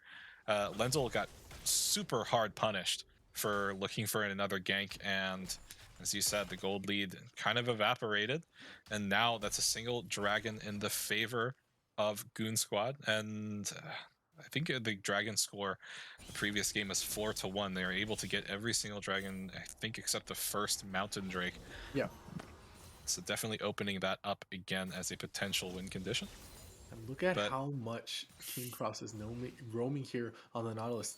You have to wonder, is it worth to roam this much so early on? When you're leaving your Xayah alone in this lane, the Caitlyn has the potential to freeze or push and dive. They have more than enough damage this early on, and Zyphus only has the ultimate plus cleanse, so not too much in the terms of viability. But they're going to be looking for Timic here. He has to flash out.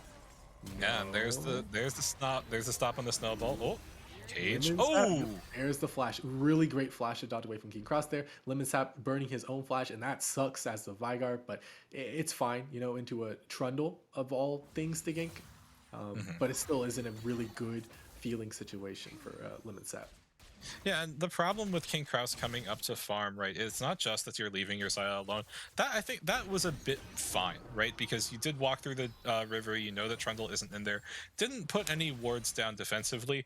But the thing is, you also know that Zyphus was like relatively safe from getting like super hard engaged because he has flash, has cleanse, and there's a massive minion wave that Nerf Snugglebutt had to start farming up. But the problem is that Lemon Sap was pushing in to only Magical Girls, which means by the time that King Kraus gets there, the Uh-oh. wave is at the tower. Oh, one hand's getting ganked. One more thing, ganked. It looks like he's gonna drop here. He has the ultimate, he has the haymaker, he does a lot of damage to King Kraus. He's knocking him into the wall. He flashes out. Who has flash to follow? They don't even need to use it. Top ball is just gonna walk him down and send him in a little car ride into the river. But look on the other side of the map. That's already gonna be 3 plates taken for the side of Nerf Slugabot. That's gonna be, yeah, this is gonna be the 3rd plate here, and that's so nice for this Caitlyn. And look at the CS advantage. Already 23 CS up. So even though they got the kill, it's completely nullified by the advantage in just CS alone from this Caitlyn. And it shows in the gold lead, right? 200 gold advantage for the side of Goon Squad. Yeah, absolutely. And this is kind of what happened in the previous game, right? Top Baller was able to get a lead off of continuous ganks against one hand. And yeah, sure, it's great that your Dr. Mundo is getting a lead. It's great that he's going to be hard for the set to kill. But after you get this single kill now, you need to give Zyphus some breathing room because he's not having a fun time being forced to sit under tower, losing plate after plate after plate. And that's already reflected in the fact that he's like 1,000 gold down. Another Dank in the mid lane going wide. Ooh, he's ulting in. Only there's Magical engage. Girls, what are you doing? You don't have enough damage, and that's going to be a really weird play because he flashed out after Linus that already pressed R. So I don't know. I frankly just don't know. I mean, that's the reason why it's a 46% win rate, I suppose. That's the exact situation we were talking about, right? If Vex goes in and Veigar doesn't die, then Veigar will punish, and that's exactly what happened. Ooh, the flash in from King Kraus. He managed to find Nerf Smoke, but the Ignite goes down. It's ticking down, but it's not enough because they use the heal anyway. So they did manage to get the Caitlyn's flash, but nothing else comes of it. But it's definitely a regank, especially since Zyphus doesn't have ultimate of his own. He's so scared under this turret alone. So if King Kraus leaves him again, this is opening up an opportunity for Timic to gank, to dive, and then they can just turn around, pick up this next Drake, and they can start the Drake snacking all over again. Yeah, absolutely. It's also like, backing is very much about timing. It's very much about where you're setting your waves up. and it's definitely not a great like position for a nerf snugglebutt because he just had to burn all of his summoners. Used heal defensively for Chubby Chernobyl, but also flashed away because of the initial dredge line from King Kraus. But this might be a roaming angle, as looks like only Magical Girls is walking down in the river. Yeah, but the issue is the only magical doesn't have the ultimate. So regardless if they walk down or not, they don't have Mhm. that long range engage tool that makes their, fear guaranteed 100%. So it's just going to be, a little bit of pressure, force the Zaya off turret, force her away. Look how scared she's backing so far away. She has to be so conscientious of this dive. And that's going to be Lindell dropping the Rift Herald in the mid lane. Not bad. I like it. Gets 320 worth of plates. Very, very nice play. From him, but it's not enough because the Veigar just backed, right? So Yeah, this there's is no they TP have more than available. enough. They have more than enough pressure to pick up this second Drake, and upgraded smites means Lindell has to get in there pretty quick, or it's goodbye. I mean, I also think this is the type of situation where if you are Crystal Cave, it's like, okay, look, you know that the enemy team is doing Dragon. Don't worry about them doing Dragon. Oh, Uh-oh. but this might be a 1v1 up top. Yeah, one hand going in with the ultimate, so is Top Baller, but look how close both of them get. They're both so low. Top Baller has the opportunity to heal up with his ultimate, with his passive, but not a situation you really want to see when you've just gotten ganked and this set knows that he can deal so much in terms of damage to you. Yeah, I mean, the other thing is that rank 1 maximum dosage for Dr. Mundo, not super strong in terms of its healing, right? Mhm. Uh, you get 20% of your max health over 10 seconds. That's not going to be enough to survive against a set that has been stacking Conqueror, which is why Top Baller has to be like really, really scared and walk away there because he can't stick around to try to get one more auto trade back in. So one hand, definitely better positioned to fight, but this should be first tower here for the side of Goon Squad. And this is like the nice advantage you want to have, right? You're just continuously establishing control over the bottom lane. And Mhm. the thing that I want to say is, uh, Crystal Cave, they should be comfortable giving away the first two dragons because there's almost no situation here where they should feel like, yes, we can definitely like fight for every single dragon, or we need to fight for every single dragon. If you're not set up, 100%. then you're not set up. Don't go for it. Don't give the enemy team an avenue to like start hammering you even harder. But where Crystal Cave have really fallen short is just giving up so much so early in bot lane. 5 plates to Caitlyn is nothing like to scoff at, right? And especially Mhm. when you consider that Nerf Snugglebutt so much closer to finishing that first item Oof, as let's opposed to go. Zyphus. And they've already done a lane swap here, so Caitlyn can get even more plates into her inventory. Yeah, I was watching that as you were talking. I love it. I love this play. It's so smart. Absolutely. As we see Oh, Timic trying to go for a little bit of a cheeky kill here. That's going to be Zyphus dropping the ultimate. The Ignite going down onto Timic there. He's dropping super low, but that's going to be the chomp coming out on the Zyphus. He flashes out. Very nice flash, but Timic messes up his own flash. It doesn't even matter. He gets the chomp anyway. And that's going to be a stun on the King Kraus. He's already been ulted, but he doesn't have a turret to run to. It doesn't even matter. That's going to be a double kill going over to Timic. He has all 4 kills on his squad's team. Top Baller ulting back, or sorry, teleporting back to top side, but what does it even matter? He can't threaten this Caitlyn at all, and that's going to be Caitlyn picking up so many more plates, and the advantage just grows for the side of Goon Squad. yeah, Goon Squad, they're definitely making use of the advantages they have right now. Trundle's so difficult to deal with in this early game.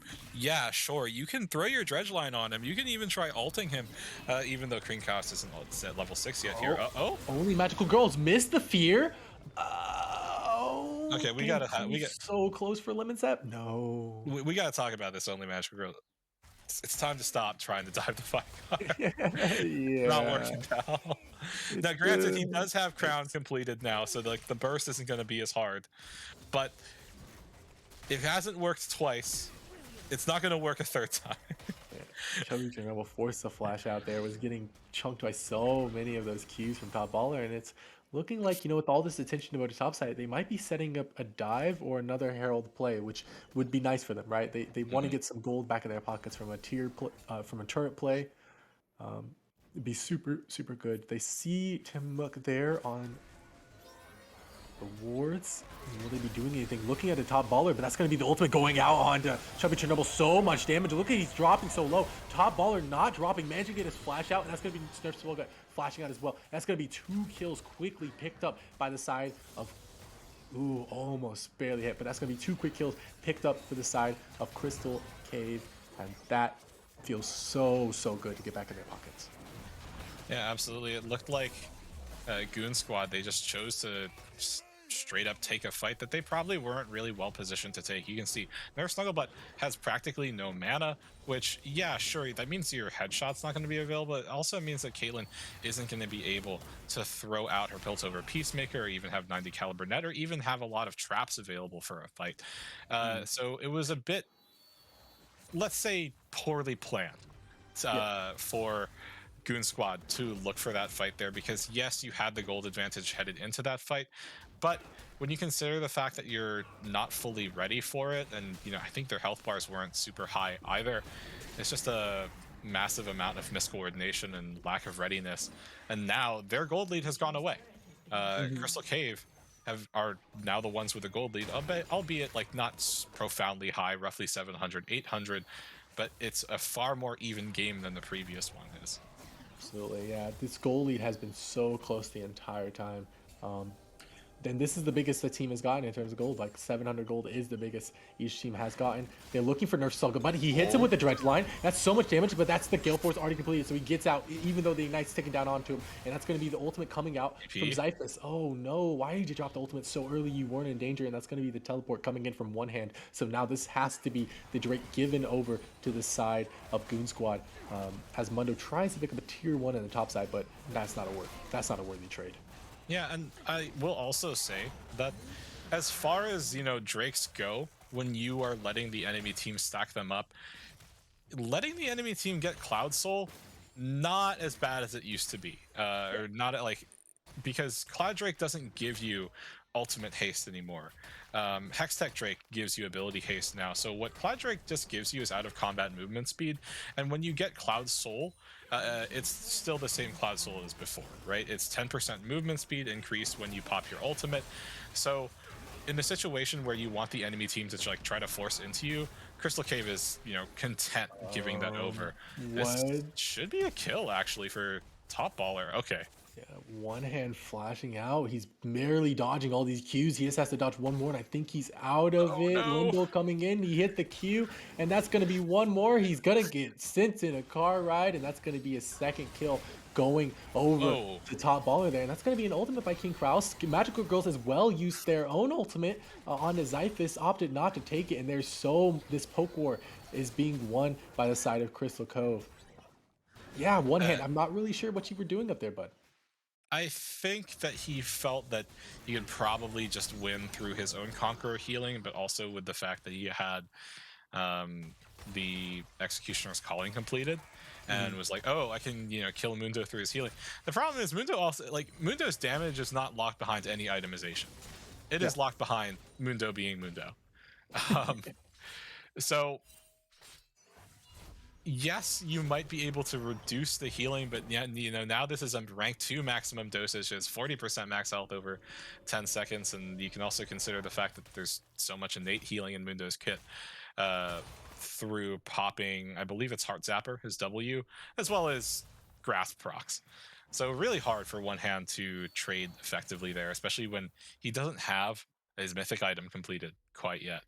So yeah, not a great choice by one hand to look for that fight, and was tremendously punished by top baller for doing so. But taking a quick inventory of where we are, Timic is really the only player on Goon Squad that feels super strong right now. We've seen only Magical Girls die 3 times off of some very questionable decisions, and while Nerf Snugglebutt has gotten Nerf Snugglebutt, as you were talking about, then why would you do that to Nerf Snugglebutt? They get flashed on by a Vigar and ult. I was going to say, he's not in as ideal a position as he could be, even with all the turret plate gold. And I'm talking about not ideal positioning. Gosh. Yeah, and this is exactly what Crystal Cave want, though, right? Lemon Sap is farming it up, right? 150, 156 now. AP from the phenomenal evil stacks, and just working towards getting that stacked up and hitting that one-shotting status. And we just saw it right there with the Caitlyn. As long as you can pull that target, it'll be very, very easy for you to get the kill. But the other problem for Goon Squad is if the only person who's strong on your team right now is the Trundle, you have really start to get some gold funneled into your carries, right? Vex has to Yeah. somehow find a way back into the game. Caitlyn needs to finish items like much faster than Zaya does, because once again, on a timer, 90 seconds till the soul spawns, and movement speed is nice, but that also opens up the Elder Drake for spawning, and your team does not have the scaling advantage, and Elder Drake is really, really important. Yeah, So Elder Drake, the great equalizer. And one thing I want to highlight again is that, the Drake really favors the side of Crystal Cave. The movement speed is super nice on Top Baller. It's super nice on King Kraus once they pop their ultimate. Zyphus loves it as well. Um, the mhm, only two people who don't like it is, Lindell and Lemon Snap because, one is literally standing in place when the movement speed is ticking down, and the other one just kind of ults doesn't really care far. about it. Yeah, Yeah. he's ulting from far range anyway. So it's really just all about denying the soul away from your enemy rather than getting it yourself this game, I feel like, again, which doesn't feel that great. Um, but yeah, one hand does have the teleport, but look at Top Baller. He's already down here. He's already ready to scrap. He's already ready to fight. So Top Baller has to be very on point when he decides to teleport. And that's going to be Oh, only Magical that's a Girl very splashing defensive out. DP. Yeah. Timuc Especially is when the you one getting consider there's chunked so many down, though. wards. There were so many wards behind. Oh, So Timic in the back flashing spot. in the middle of the team on his Zyphus, but Zyphus has the ultimate. He saves himself. He keeps himself alive. He's doing so much damage. One hand in the middle of the team trying to do work. Pops King Kraus, but not enough to kill him. That's going to be a double kill going over to Lemon Sap, and that's the Veigar scaling. I have to say, he's at his breaking point. He's reached it, and he's ready to do so much more damage going further into this game. Yeah, Lemon Sap already getting closer and closer to finishing a death cap. I believe he actually has about close to enough gold to just finish death cap outright here Yeah, I after think that he fight. does. And what we saw there is that One Hand and Timic, they went forward. They wanted to commit for a fight. Only Magical Girls has no targets that he wants to go in on as Vex. Mhm. Because you're not one-shotting Nunu, you're not one-shotting Mundo or Nautilus.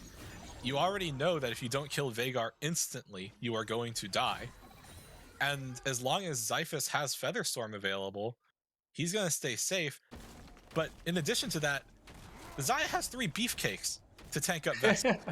Like, True. it's so frustrating for only Magical Girls to be in this game, because the ultimate feels practically useless unless you're about to like last hit somebody with it and you can get your resets off.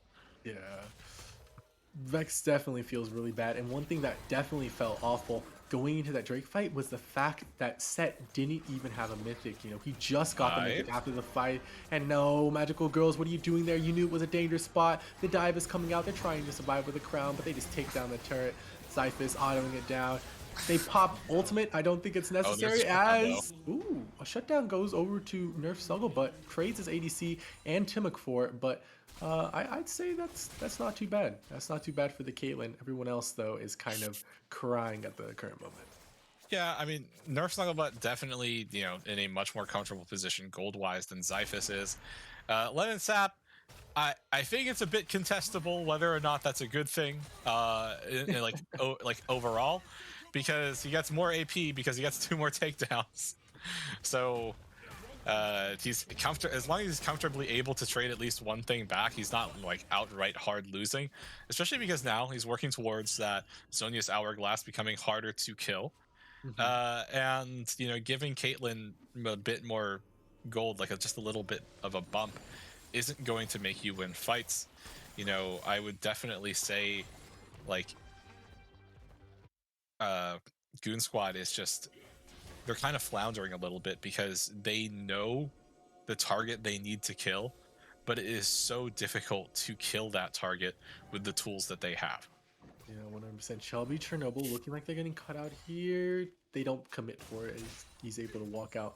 But one thing I just want to highlight is how efficiently this gold is being used from the Caitlyn here. They were sitting on the BS sword for such a long time, but then they just basically fool by, the LDR here. Very nice purchase, into so many tanks, but that that BS sword feels like it could have been reinvested into getting the LDR faster, maybe buying something else, other items. I don't know. They just need to be working on their Oh dear. itemization here. But oh no, magical girls, what are you doing? You're pushing too far up. Top baller does not care. He's gonna walk you down. He has a spear facade. Your damage means nothing to him. He's ulting for it, and he's gonna pick up this kill. It's not even a question at this point. It just mattered how long it took. Yeah, like there is nothing. I feel like I've just it's just a broken record at this point. Like there's nothing that only magical girls can do. And as for the rest of his team, it's so hard for them to be aggressive at this point. Like, look at As you this. say, as they go into the aggressive, King Croft's taking so much damage. One hand has to pop the Haymaker, barely doesn't die. Limit Sap gets the ultimate onto one hand. He's forced to flash out. That's going to be the Gale Force of the Caitlyn. But look how much damage she's pumping out. Trimic picking up the kill. Caitlyn picking up another one. The Ignite's coming down. Zyphus doesn't have the ultimate. That's going to be a double kill. And somehow they lost the fight. What's happened right there? Timic picking up a double kill. That's huge. They can turn for the Baron. That is exactly the play that they should be calling at this point. Maybe the tier 1 mid, but I have to say the Baron is so much more important. I mean, they definitely just don't have the minion wave to take that tier 1. Dragon is spawning in less than a minute here, and yeah, it looks like they're just going to have to back. And while I do agree with you, like they could just go straight for the Baron, they would have that buff available. The other side of it, though, is Lemon Sap does have TP, so does Top Baller. So even if they tried to start the Baron up, it would almost certainly get stopped, especially because Crystal Cave does have vision on it. So they were thinking, oh, maybe we can get the tower, but then nobody was comfortable. Nobody had the health bars to tank up the tower to kill it in time. So yeah, that's a tremendously won fight for Goon Squad in a position where it's really hard for them to win because of the just outright over aggression that Crystal Cave were putting forward. But now they're just in a difficult spot because they weren't able to get anything out on the map for it. And yeah, Lemon Sap back up here.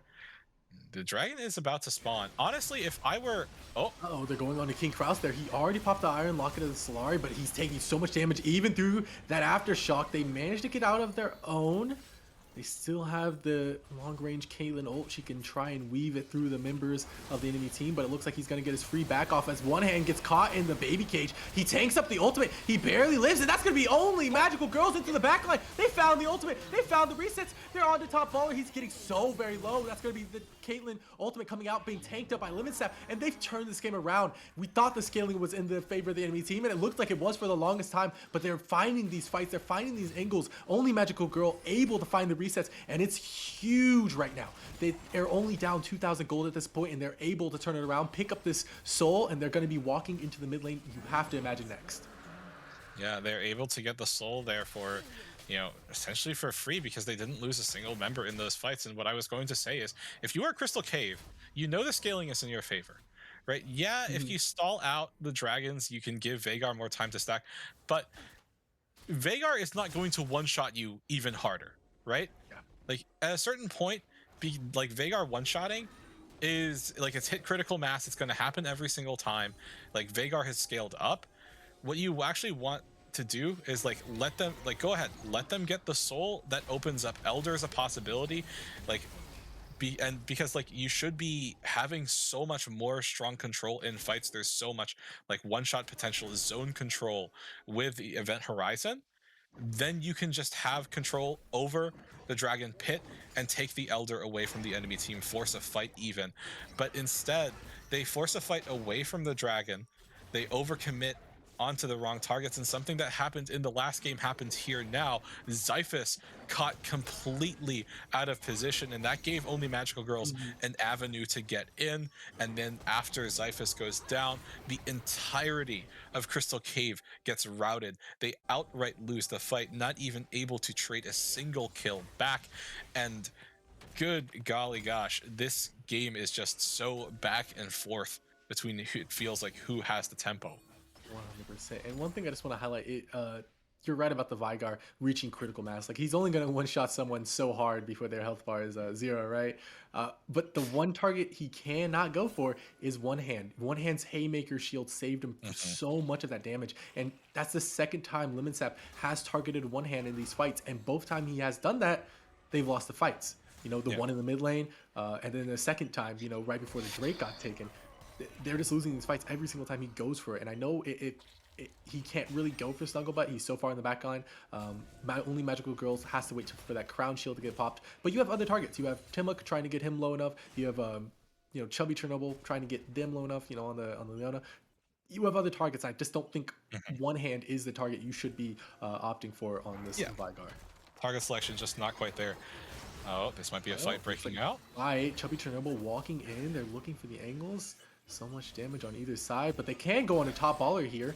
He is split off a little bit from the team. A lot of damage going down onto him. Look how much he's taking. He's getting cut off by the Trundle Pillar. He barely makes it out alive. They use the Leona ultimate. They're using the Vex ultimate. no. They're using so many ultimates. They overcommitted on the top baller. They lost the fight because of it. They're gonna, although they're trying to do something, that's gonna be one hand pulling him out of the ultimate. Huge haymaker. He's doing so much damage. King Kraus going down so low, and it's gonna be the support.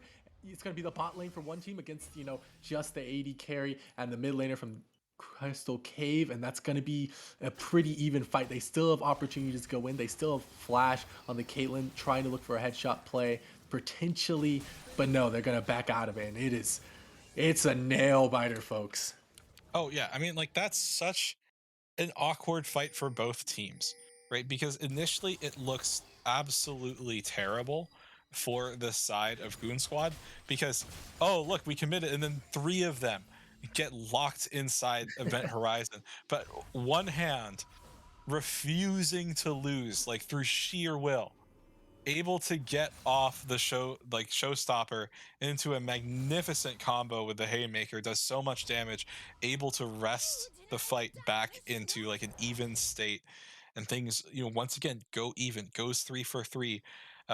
And Lemon Sap doesn't have Event Horizon available, doesn't have Primordial Burst available, and yeah, not super comfortable with trying to 1v2 the Caitlyn and Leona, even with Zyphus there, because Zyphus not super strong in his own right.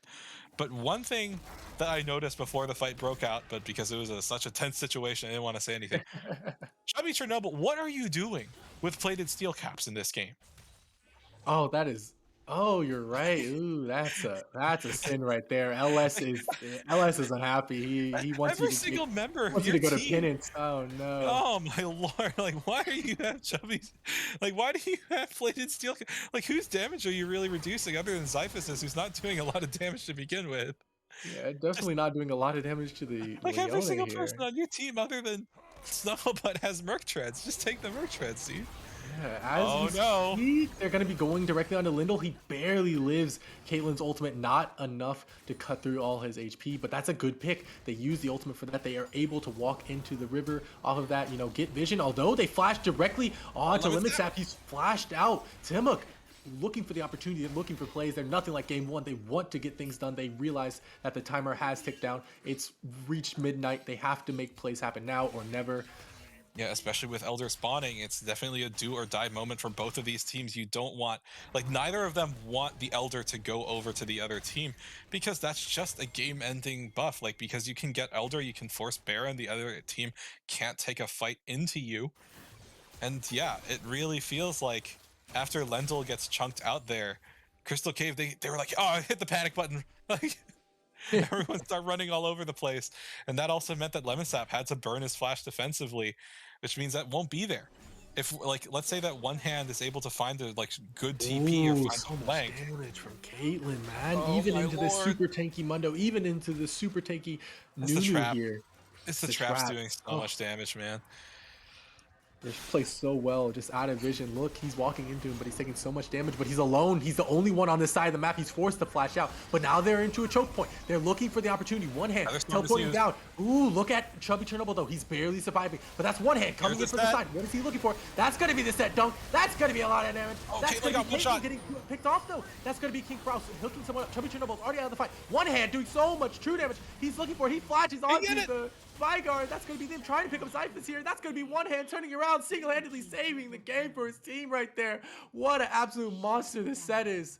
Oh my god. One hand getting his punches in is making sure that Goon Squad has even, or in this case, winning fights.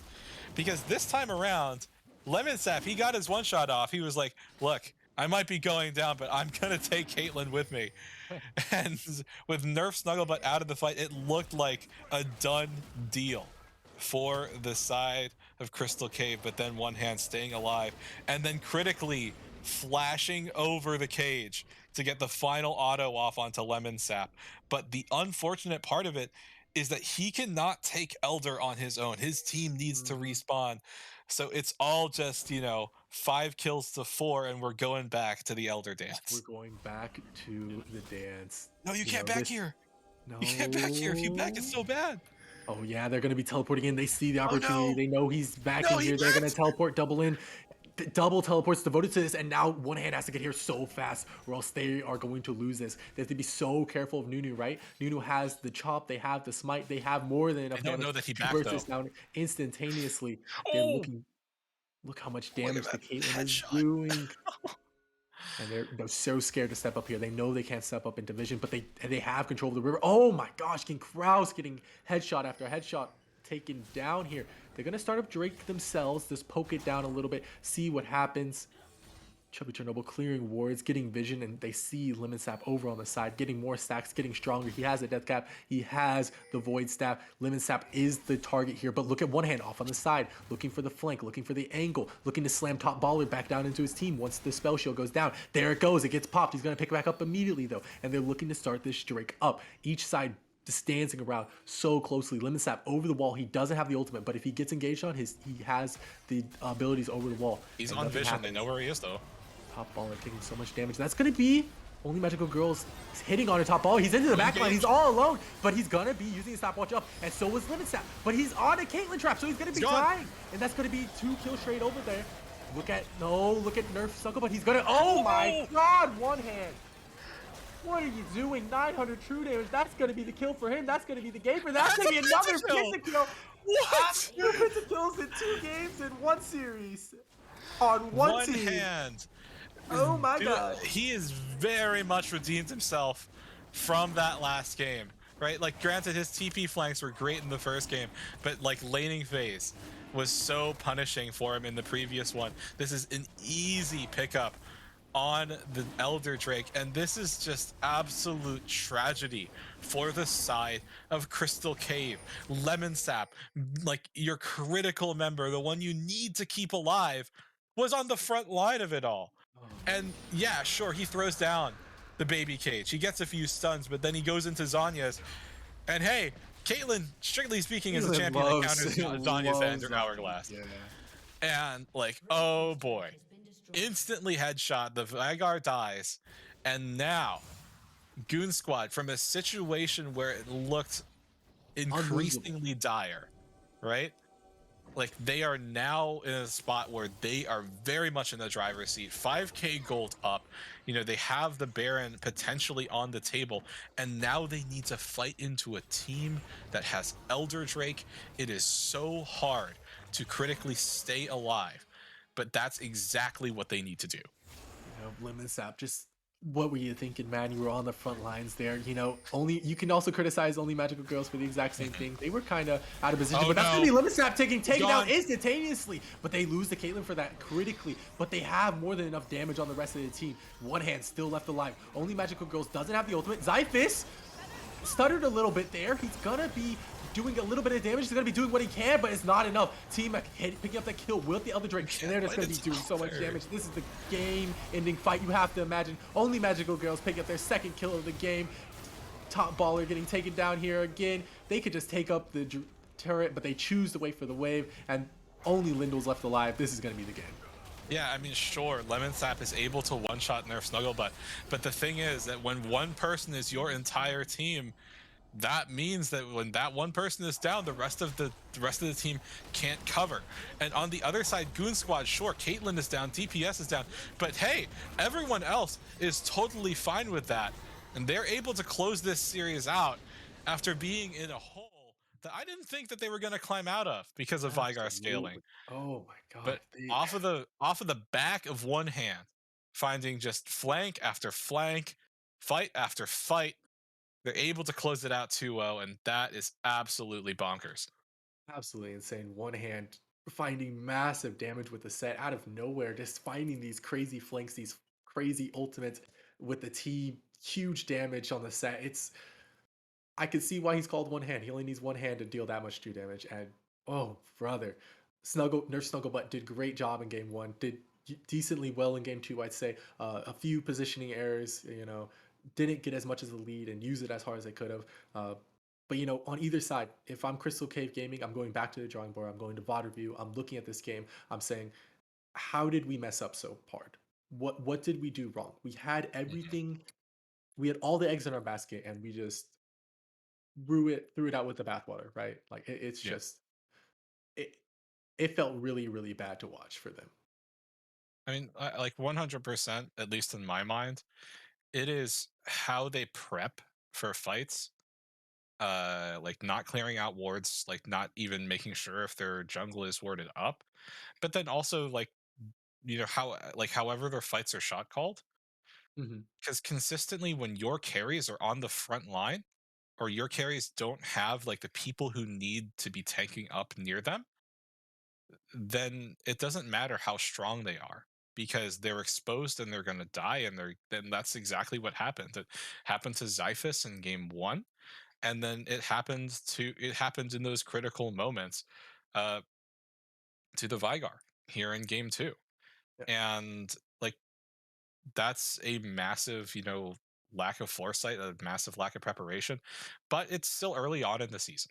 Mhm. And I will say that Crystal Cave performed admirably, especially considering where game one was.